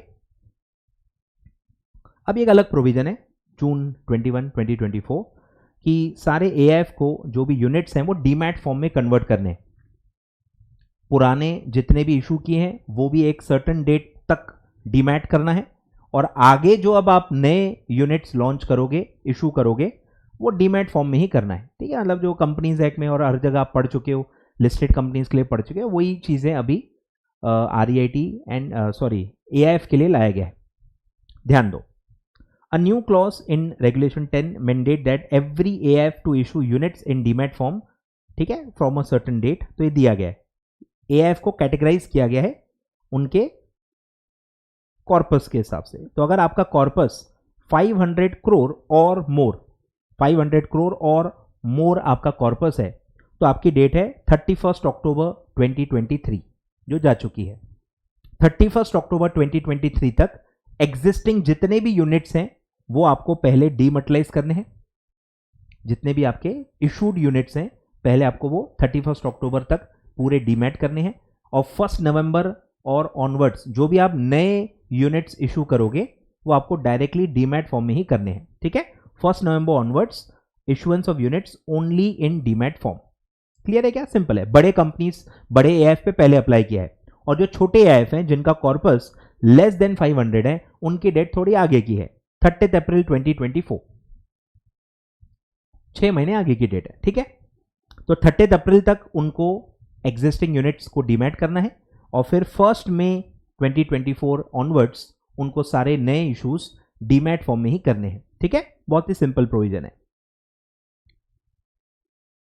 फिर है कि जो यूनिट्स या स्कीम्स 30 अप्रैल के पहले ही खत्म होने वाली हैं, मैच्योर होने वाली हैं, जो मतलब रिडीम होने वाली है, उनको डीमटेलाइज करके क्या फायदा, वो खत्म होने वाली है ना। तो जो स्कीम्स खत्म होने वाली है उनको आप डीमैट नहीं भी करेंगे तो भी चल जाएगा। Above requirement is not applicable to AIF schemes whose original tenure ending on or before 30 April 2024।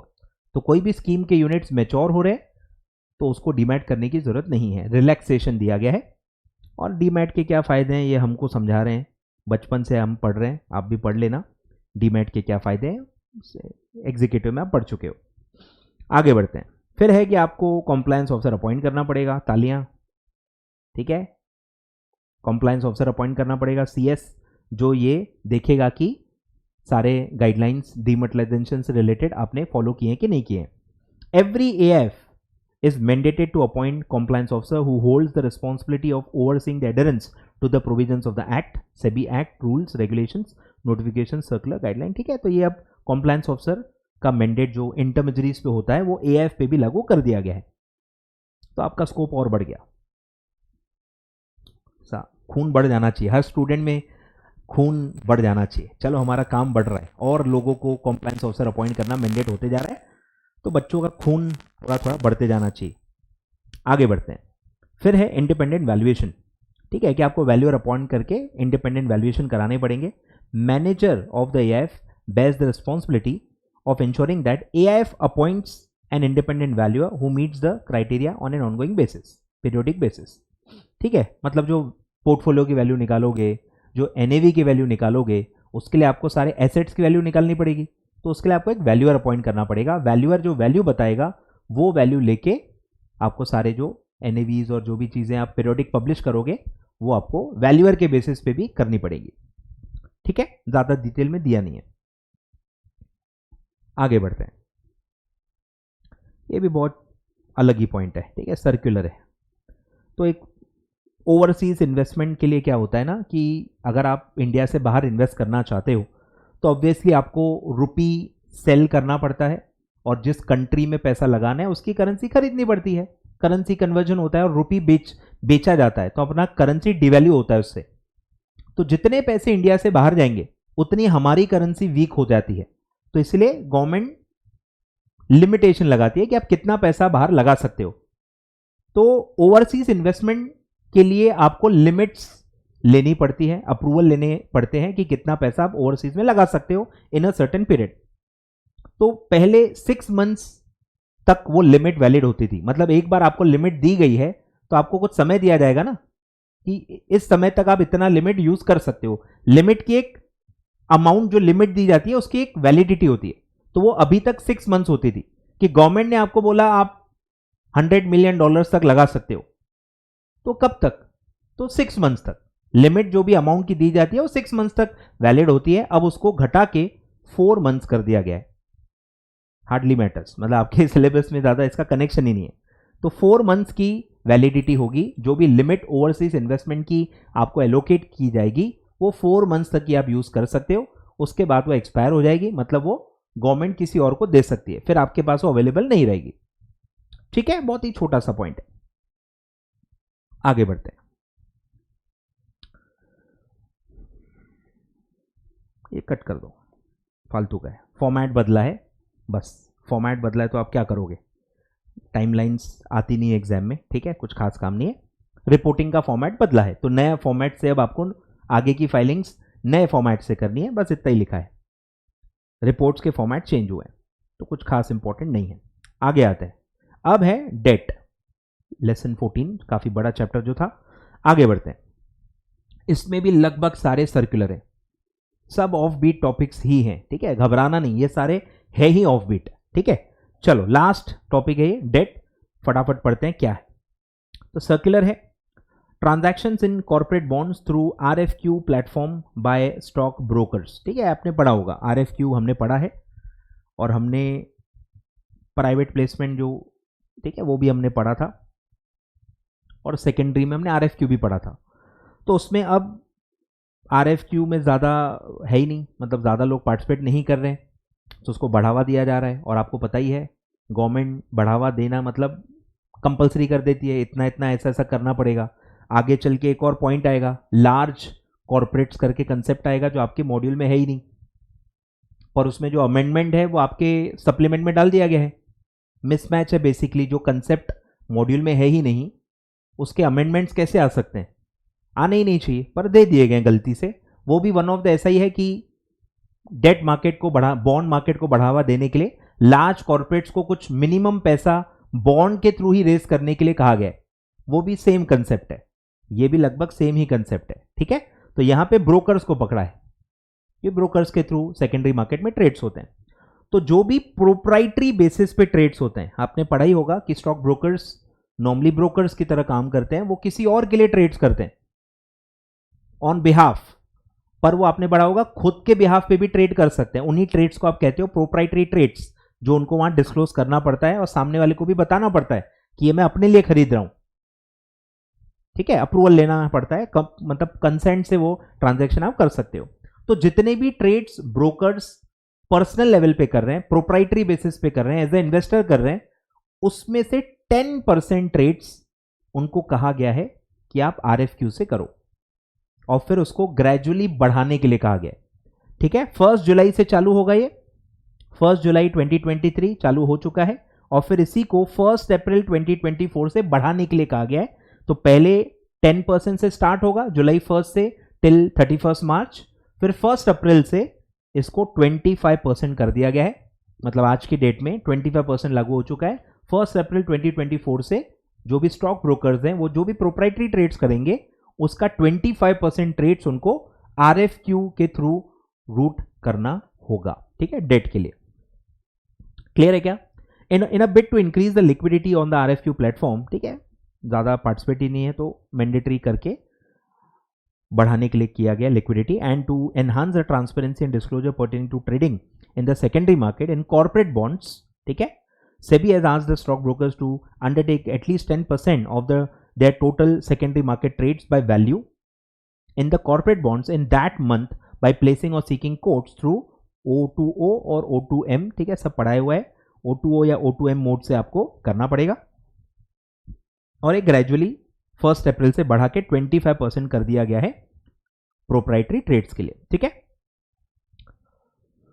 ये आपको नहीं समझेगा तो ये आप कट कर दो, मतलब मुझे ही नहीं समझा तो आपको क्या समझाऊंगा, ठीक है। रोलिंग बेसिस मुझे भी नहीं पता क्या है, तो बेटर है आप कट कर दो। आगे चल के भले मैं बाद में इसको नेक्स्ट अमेंडमेंट्स में कवर कर लूंगा,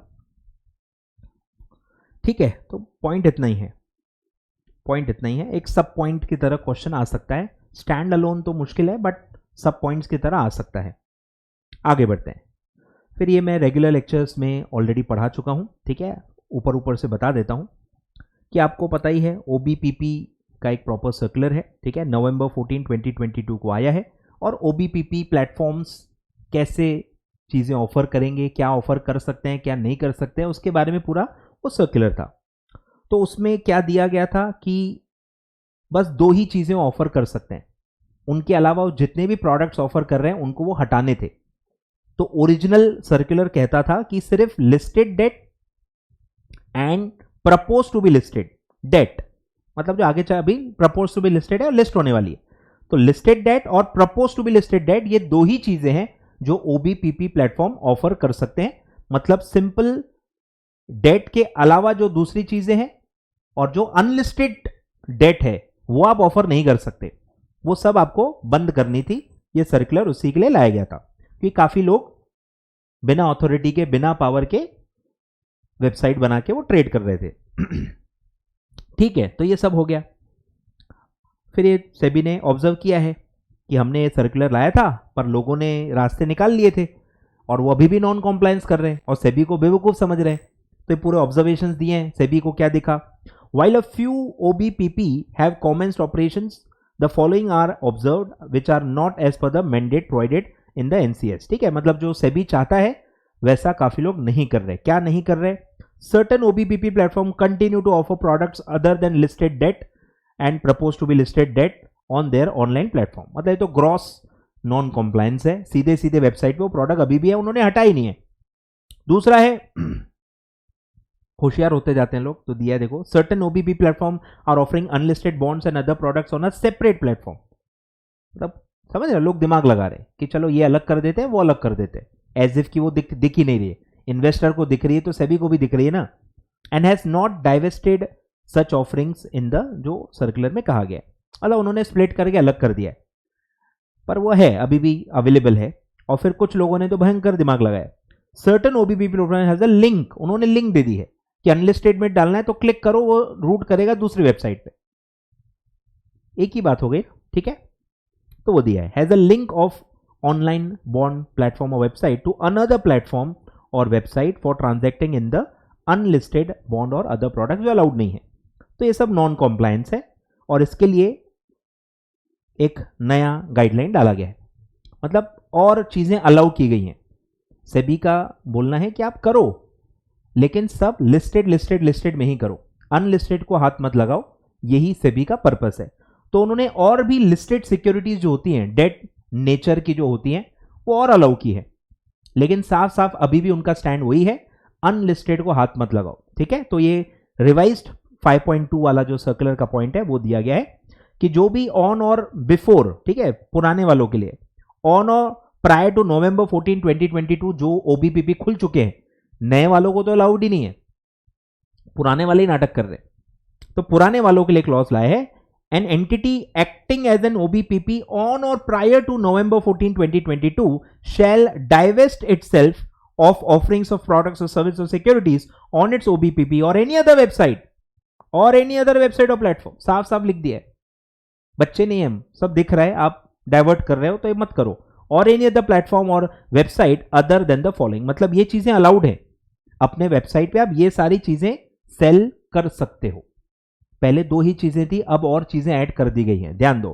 पहला सेम है लिस्टेड डेट, पहले भी था अभी भी है, अब दूसरी सिक्योरिटीज ऐड की गई हैं, listed municipal debt, listed SDI, ठीक है, ये सब भी स्पेसिफिकली नाम डाल के अलाउ किया गया है कि इसकी भी आप रीसेलिंग कर सकते हो।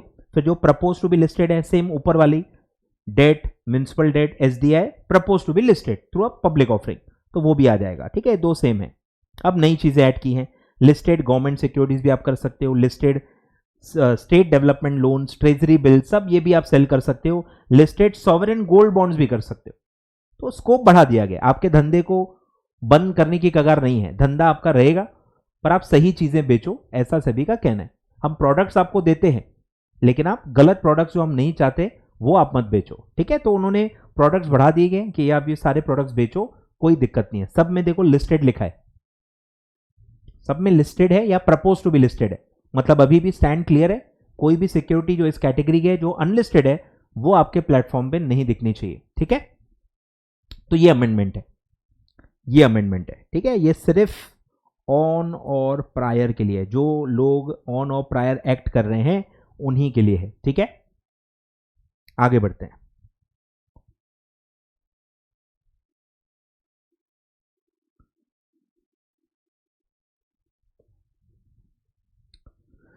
ये सेम आज में एलओडीआर में पड़ी होगी, एलओडीआर पैरेलल अमेंडमेंट्स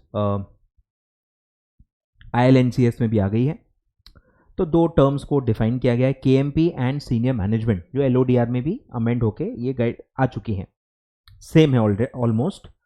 और ओल्ड सिलेबस में, सीएस प्रोफेशनल ओल्ड सिलेबस में इस पे क्वेश्चन आया था एक दो अटेम्प्ट पहले ही, तो इस पे भी क्वेश्चन आ सकता है। ठीक है, 5 मार्क का क्वेश्चन आ गया था एक पैराग्राफ पे, रोना हो गया था, बच्चे रो रहे थे लिटरली, इतने से पैराग्राफ पे 5 मार्क का क्वेश्चन। ठीक है, तो सीनियर मैनेजमेंट की डेफिनेशन मेरे हिसाब से इंपॉर्टेंट है, आईसीएसआई का आप ट्रेंड देखोगे तो आपको समझ में आ जाएगा। ठीक है, तो डेफिनेशन अमेंड की है, केएमपी तो सेम बोरोड डेफिनेशन है कंपनीज एक्ट की, सीनियर मैनेजमेंट की ऐड की गई है। इसको मैं पार्ट्स में डिवाइड करके आपको याद करवाता हूं। तो सीनियर मैनेजमेंट में कौन कौन आएगा फॉर आईएलएनसीएस रेगुलेशन, एनसीएस के लिए? पहला है officers and personnels of the issuer who are the members of the core management team excluding BOD. Board of directors वाले नहीं आएंगे, तो वो तो अलग ही है ना, ऑलरेडी बीओडी तो है ही।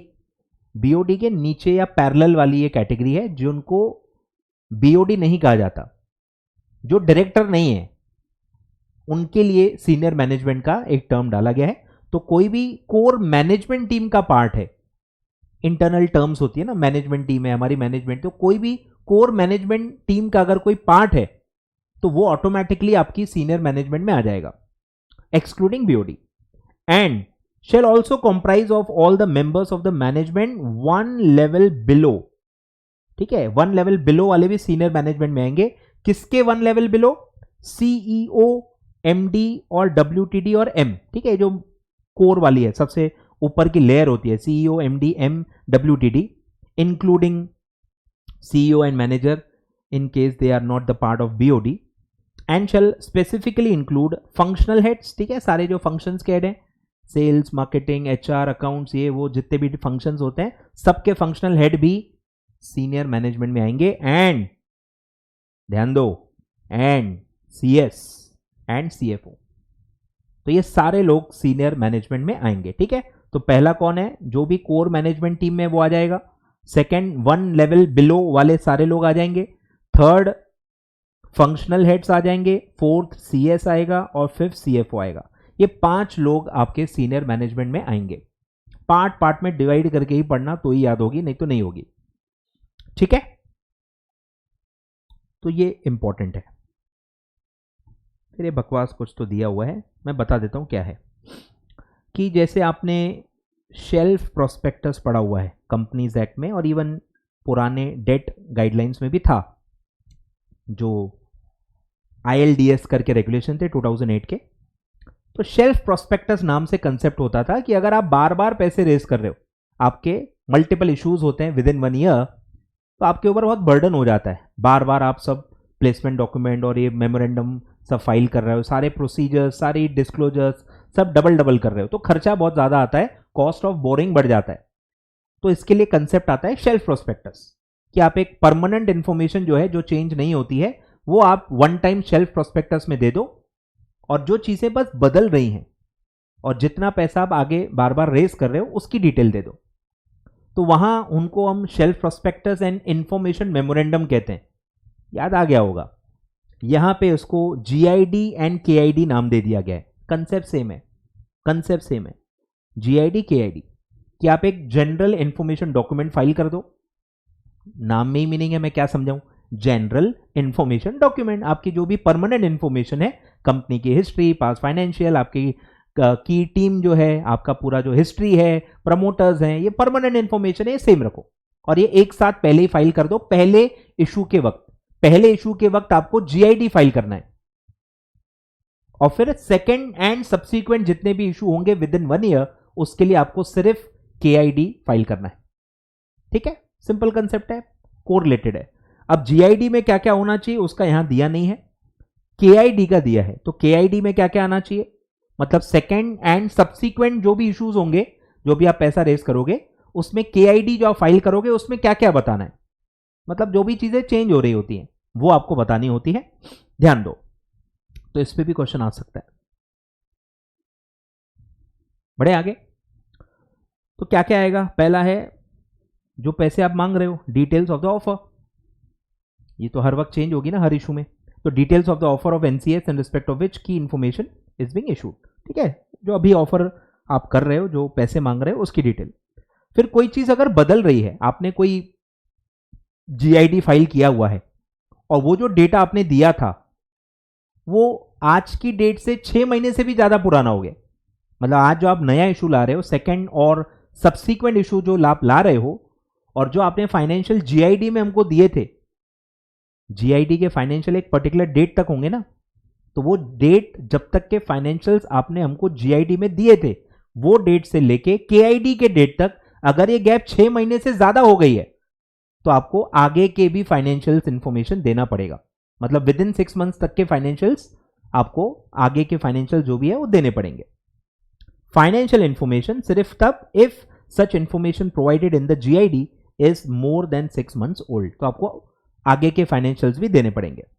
फिर मटेरियल चेंजेस अगर हैं तो, if any, in the general information document. जो जो चीजें आपने GID में दी है उसमें जो भी बदलाव हुए हैं, प्रमोटर्स में कोई भी चीज में अगर बदलाव हुआ है तो सारे चेंजेस, मटेरियल चेंजेस आपको देने हैं।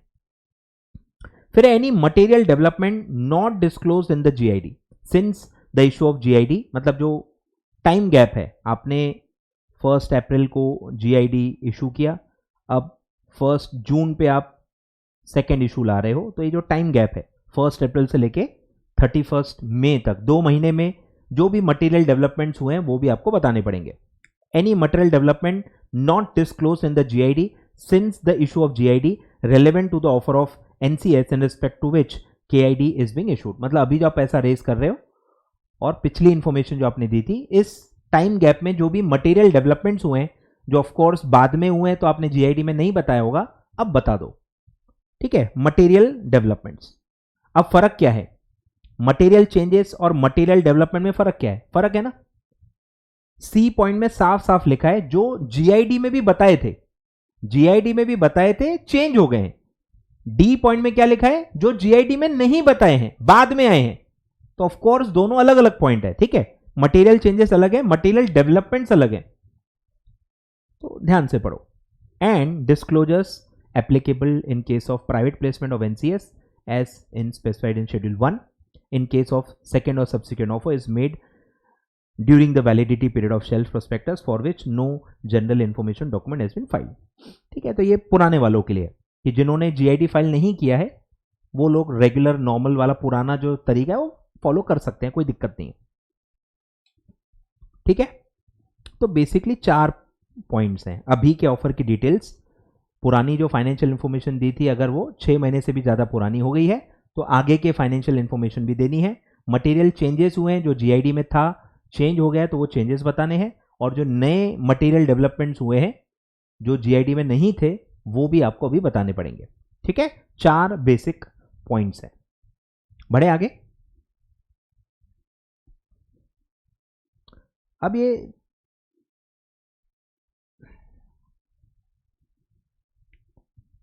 अभी जो ये कॉम्प्लायंस है ये कॉम्प्लाई और एक्सप्लेन बेसिस पे, ठीक है, मतलब इतना सीरियस नहीं है।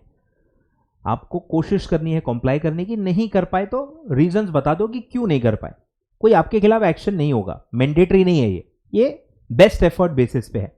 कब तक? 31 मार्च 2024 तक ही, और उसके बाद ये मैंडेटरी हो जाएगा। ठीक है, तो काफी गाइडलाइंस में ऐसा किया जाता है, इसमें भी किया गया है। ठीक है, तो कॉम्प्लाई और explain means that the issuer shall endeavour, कोशिश करनी है, एफर्ट्स डालने to comply and achieve the full compliance by filing a GIC instead of placement memorandum for private placement of NCS sought to be listed until 31st March 2024. In case the entity is not able to achieve full compliance till such time, it shall explain the reasons for such non-compliance or partial compliance and the steps initiated to achieve the full compliance. ठीक है, अब ये कुछ LC के लिए दिया हुआ है तो ये मैं कट कर रहा हूं, और इन्होंने कुछ पुराना भी दिया हुआ है कि पुराने गाइडलाइन में ILN जो issue and listing of NCS है इसमें 2 शेड्यूल्स थे, 1 and 2।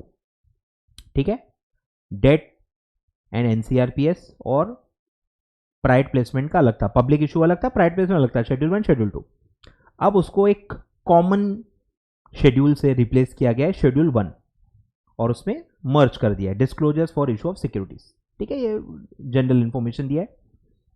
ठीक है, तो सब कंसोलिडेट करके एक सिंगल शेड्यूल में दे दिया है। पहले 2 अलग अलग शेड्यूल्स होते थे, पब्लिक इश्यूज के लिए अलग, प्राइवेट प्लेसमेंट के लिए अलग, अभी मर्ज कर दिया है।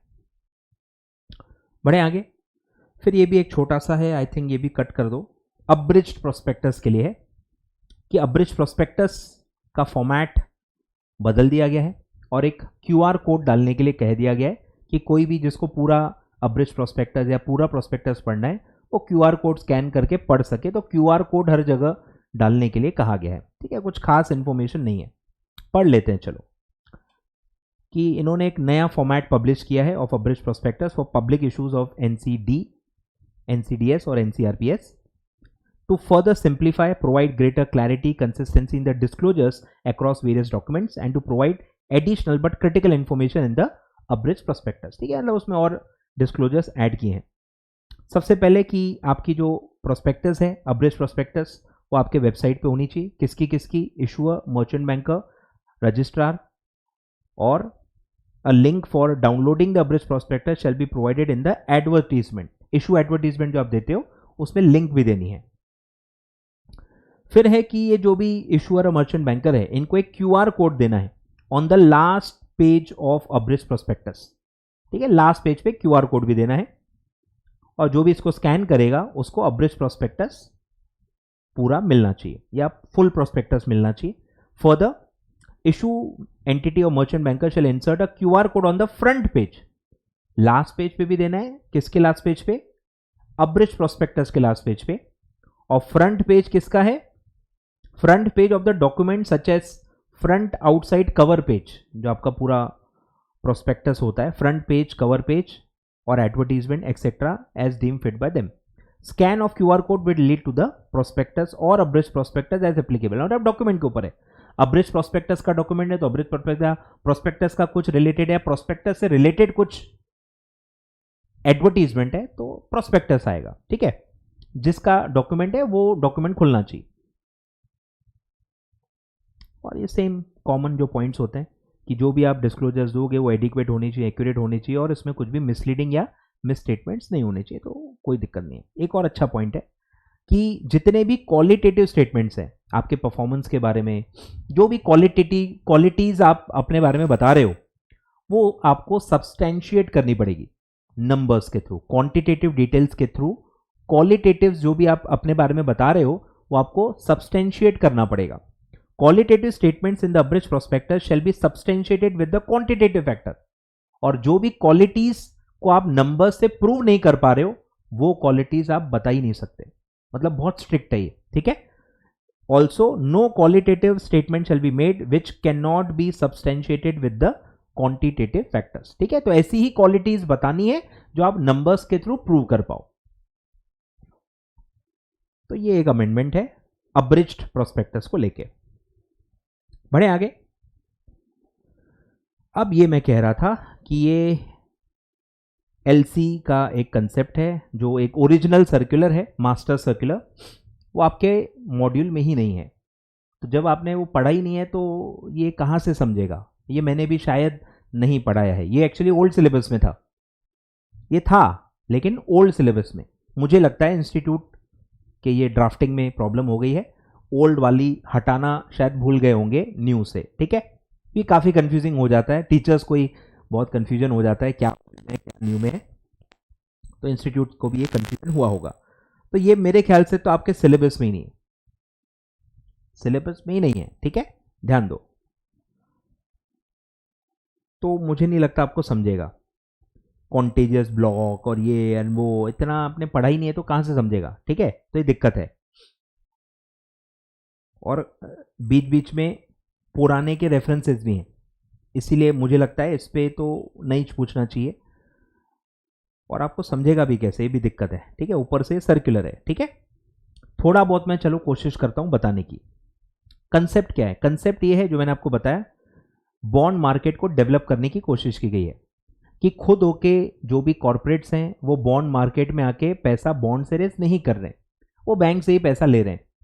तो कैसे उनको कैसे कंपल्शन किया जाए, तो जो भी बड़े कॉर्पोरेट्स हैं जो ज्यादा पैसा मार्केट से ले रहे हैं डेट के थ्रू, उनको पकड़ा गया है, उनको आइडेंटिफाई किया गया है एलिजिबिलिटी क्राइटेरिया के थ्रू, और उन पे मैंडेट डाला गया है कि जो भी आप नए बोरोइंग करोगे उसका 25% बॉन्ड मार्केट से लेना कंपलसरी है। ये पूरा सर्कुलर है, इतना ही कंसेप्ट है। तो सबसे पहला पॉइंट है कि कौन से का कॉर्पोरेट्स को आप लार्ज कॉर्पोरेट्स मानोगे, क्या क्राइटेरियाज हैं, तो अब वो रिवाइज किया गया है। तो अब पहला पार्ट वो पढ़ लेते हैं कि किस पे अप्लाई होगा, ध्यान दो। SEBI on October 19, 2023 has issued revised framework for fundraising by the issuance of debt securities by the large corporates. Framework applies to all the listed entities except for scheduled commercial bank, क्योंकि RBI में आते हैं तो RBI का अलग चलता है उनका, तो बैंक्स को छोड़ के जो कॉर्पोरेट्स हैं उन पे अप्लाई होगा। तो listed entity must meet the specific criteria, ठीक है। तीनों क्राइटेरिया अप्लाई होने चाहिए, ठीक है, एंड होना चाहिए बीच में। पहला है have their specified security debt और एनसीआरपीएस, ठीक है, कोई ना कोई सिक्योरिटी आपकी लिस्टेड होनी चाहिए, मतलब आप एक लिस्टेड एंटिटी होने चाहिए। सेकंड, आपके जो आउटस्टैंडिंग लॉन्ग टर्म बोरोइंग्स हैं, नाम साफ साफ लिखा है लॉन्ग टर्म, मतलब शॉर्ट टर्म वाले नहीं आएंगे, विद इन 1 ईयर वाले नहीं आएंगे, ठीक है। और जो जो आउटस्टैंडिंग है, मतलब ये अभी भी आपको देना बाकी है, तो लॉन्ग टर्म बोरोइंग्स आपके 1000 करोड़ और मोर है। पुराने सर्कुलर में ये सिर्फ 100 था, आई होप यहां पे टाइपो एरर नहीं है, ठीक है। तो ये 1000 दिख रहा है तो मुझे भी 1000 ही दिख रहा है, मैं 1000 ही बढ़ा रहा हूं, तो मतलब ये लिमिट बढ़ा दी गई है, मतलब रिलैक्स की गई है। पहले सिर्फ 100 करोड़ थी, 100 के ऊपर जो भी बोरो कर रहा है, आउटस्टैंडिंग बोरिंग जिनके भी है, उन सबको ये सर्कुलर अप्लाई हो गया था, और अब इन्होंने रिलैक्स किया है। 1000 करोड़ के ऊपर जो हाथी हैं उन्हीं को ये अप्लाई होगा, ठीक है। तो 1000 करोड़ और मोर जिनकी आउटस्टैंडिंग लॉन्ग टर्म बोरिंग्स हैं उन्हीं पे अप्लाई होगा। Outstanding long term borrowings excludes external commercial borings, ठीक है, मतलब जो कमर्शियल बोरिंग्स हैं, मतलब जो आपने बैंक से ली हैं। फिर इंटर कॉर्पोरेट जो भी ली हैं वो भी नहीं आएंगी, ठीक है। एक्सटर्नल मतलब वो एक्सटर्नल नहीं है, एक्सटर्नल मतलब आउटसाइड इंडिया, ठीक है, जो आप पढ़ते हो। इंडिया के बाहर से कोई एक्सटर्नल बोरिंग है तो वो नहीं आएगा, इंडिया के बोरिंग्स आएंगे, ठीक है, वही तो मेन है ना इसमें। बैंक से जो इंडिया से आप पैसा उठा रहे हो वो मेनली यहां पे देखा जा रहा है, तो उनके अलावा जो बोरिंग्स होती है वो हटा दी गई। देखो इंडिया के बाहर से आप बोरो कर रहे हो, नहीं आएगा। कॉर्पोरेट बोरिंग्स कर रहे हो, कॉर्पोरेट टू कॉर्पोरेट, वो भी नहीं आएगा। इन्वॉल्विंग होल्डिंग सब्सिडरी, सिर्फ होल्डिंग सब्सिडरी वाली, सॉरी पूरी नहीं, inter corporate involving holding subsidiary, आपस में होल्डिंग सब्सिडरी में ही बोरिंग और लेंडिंग हो रही है, वो वाली नहीं आएंगी। आउटसाइड होल्डिंग सब्सिडरी के आउटसाइड है, आपके ग्रुप के बाहर आप इंटर कॉर्पोरेट बोरिंग कर रहे हो तो वो आएगा। फिर एक गवर्नमेंट से ग्रांट मिली है, इंटरेस्ट को आपने बोरिंग के अंदर ऐड करके कैपिटलाइज कर दिया है तो वो भी नहीं आएगा।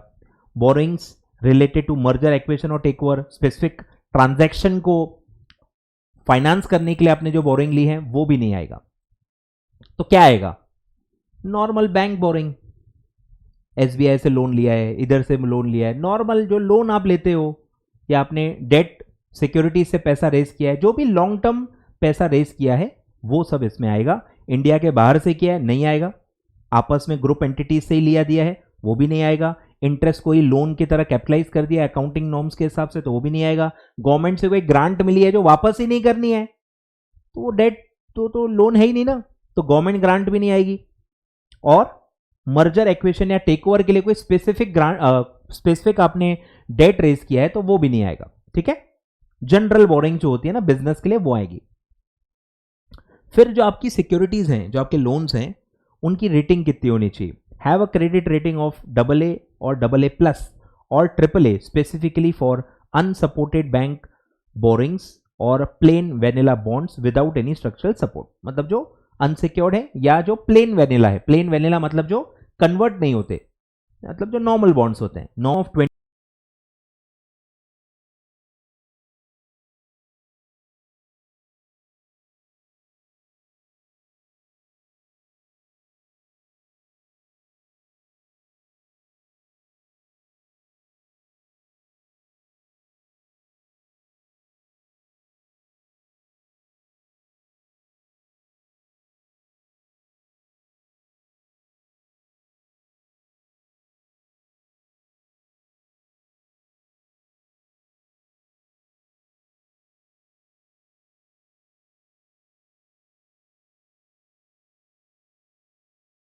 %25 आपको डेट सिक्योरिटीज में मार्केट में जाके डेट सिक्योरिटीज रेस करके आपको पैसा रेस करना पड़ेगा, ठीक है, ऑफ देयर क्वालिफाइंग बोरिंग्स।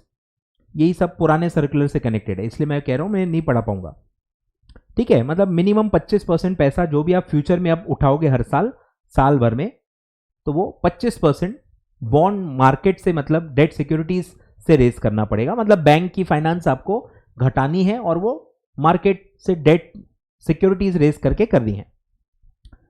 अब ये जो टारगेट दिए जाते हैं 25%, क्योंकि आपने नहीं फॉलो किया तो आपको पेनल्टीज भी लग सकती हैं, तो वो स्ट्रिक्टनेस को घटाने के लिए फ्लेक्सिबिलिटी दी जाती है कि हर साल नहीं है, आपको एक ब्लॉक दिया जाएगा, पूरे ब्लॉक में आप भले वो कंडीशन को फुलफिल कर लो, एक आध साल में आप नॉन कॉम्प्लाइंट हो आप, लेकिन कवर अप कर सकते हो, तो ब्लॉक्स बनाए जाते हैं।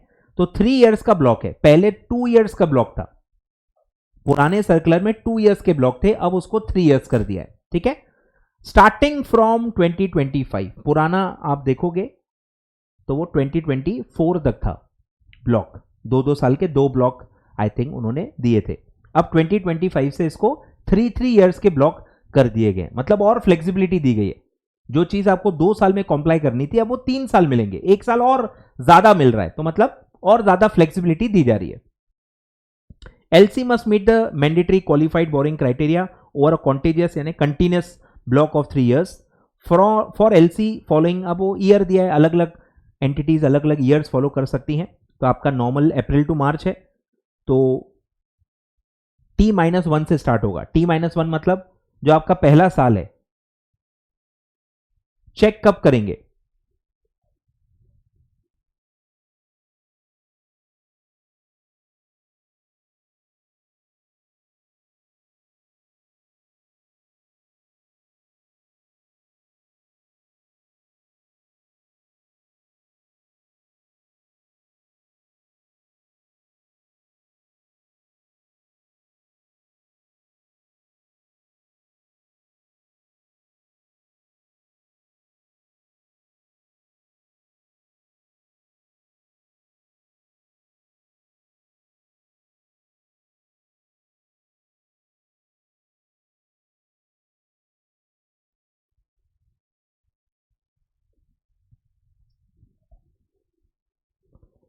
आ रहा है ख्याल में?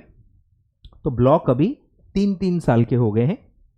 तो 3 ब्लॉक्स में आपको ये कंडीशन को अचीव करना है और अलग अलग फाइनेंशियल ईयर आपके हो सकते हैं। तो दोनों के लिए दिया है कि अप्रैल टू मार्च है, तो मार्च एंड से मतलब 1 अप्रैल से वो स्टार्ट होगा, और जनवरी टू दिसंबर है तो 1 जनवरी से स्टार्ट होगा, और ये T-1 से स्टार्ट होगा। मतलब फाइनेंशियल ईयर 2025 जो है, अब ये अप्रैल 25 से लेके मार्च 26 होगा। अगर आप फाइनेंशियल ईयर फॉलो करते हो, कैलेंडर ईयर फॉलो करते हो, तो जैन 25 से लेके दिसंबर 25 तक आप पे अप्लाई होगा। अब आप इसमें हो या नहीं हो कैसे पता चलेगा? अगर आप उसमें आते हो तो ही तो वो अगले साल से आप पे अप्लाई होगा ना। तो T-1 पे हम चेक करेंगे कि आप LC हो कि नहीं। T-1 वाले ईयर में जो LC है वो T यानी कि 2025 से वो स्टार्ट करेगा और उसको 3 साल का ब्लॉक मिलेगा, 25, 26, 27। ये 3 ब्लॉक में क्यूमुलेटिवली आपको 25% अचीव करना है। ठीक है, आगे बढ़ते हैं। अब ये करोगे तो इंसेंटिव्स मिलेंगे, नहीं करोगे तो डिसइंसेंटिव्स मिलेंगे। तो वो सब दिया हुआ है। Incentives and disincentives are based on LC borrowing performance. ठीक है, बोरोइंग कितनी आप कर रहे हो। अगर आप 25 से भी ज्यादा कर रहे हो, अच्छा कर रहे हो, तो आपको ज्यादा इंसेंटिव मिलेंगे। कम कर रहे हो 15%, 5%, 0।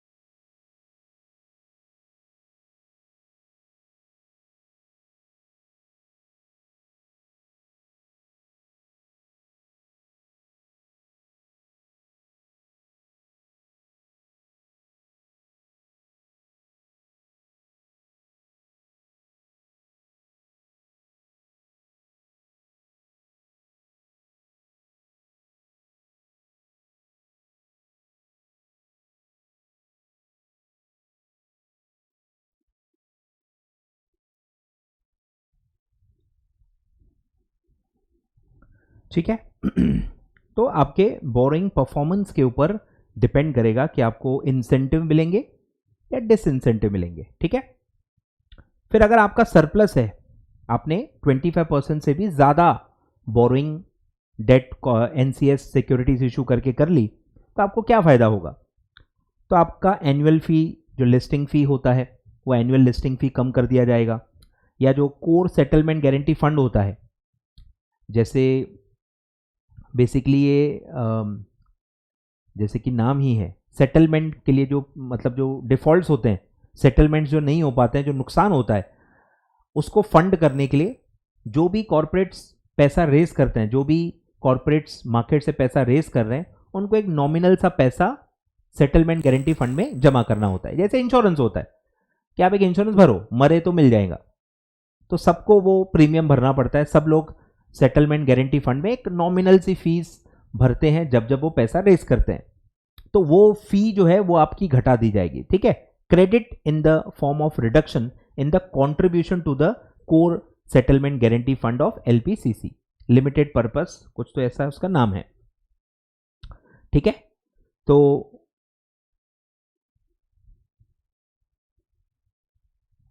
क्लियरिंग कॉर्पोरेशन से रिलेटेड है ये। ठीक है, clearing corporation, limited purpose clearing corporation. तो जो सेटलमेंट के प्रॉब्लम्स होते हैं, उसमें जो लॉस होते हैं या जो उसमें नुकसान हो सकते हैं, उनको फंड करने के लिए सेटलमेंट फंड में पैसा डालना पड़ता है। और ये सारे इशूअर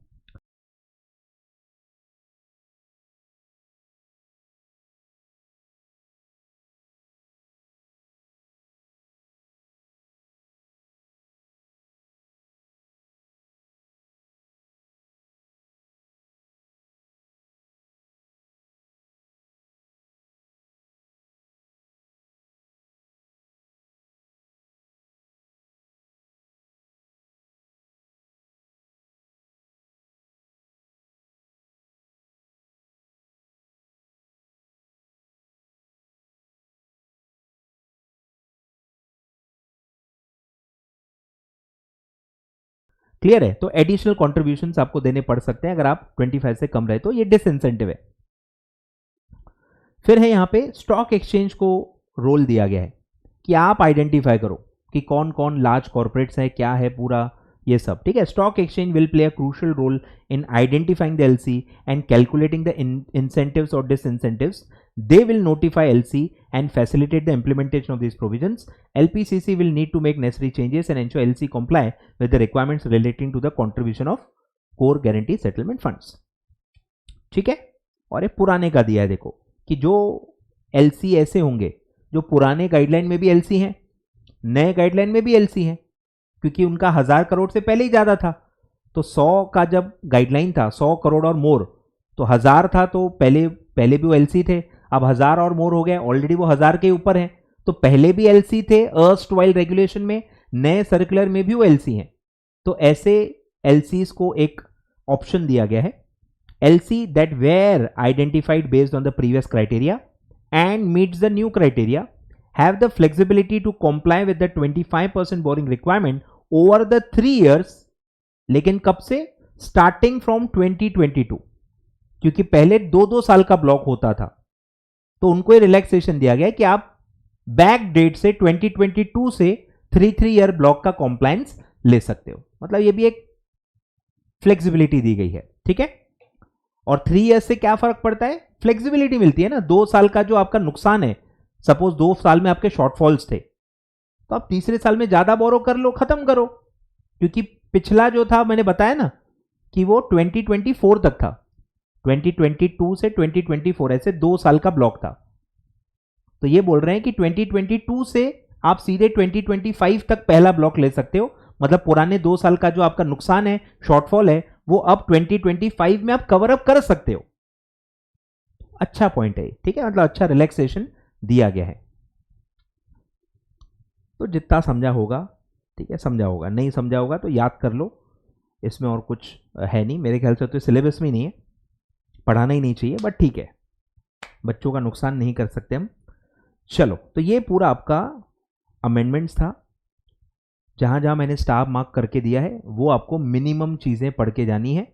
बाकी चीजें थोड़ी बहुत आप स्किप कर सकते हो, क्योंकि उतनी इंपॉर्टेंट नहीं है. हर चीज इंपॉर्टेंट नहीं है, पर जो मैंने स्टार मार्क करके दिया है वो सबको पढ़ के जाना है. कोई बहाना नहीं चलेगा, बहुत ज्यादा टाइम लगेगा नहीं, ठीक है. और आप भी स्टार मार्क कर लेना सप्लीमेंट में, और एग्जाम के पहले बस एक रीड करके जाना, आधा घंटा 1 घंटा मैक्सिमम दे के उसको एटलीस्ट एक पढ़ के जाना. एक आध क्वेश्चन आ सकता है, ठीक है.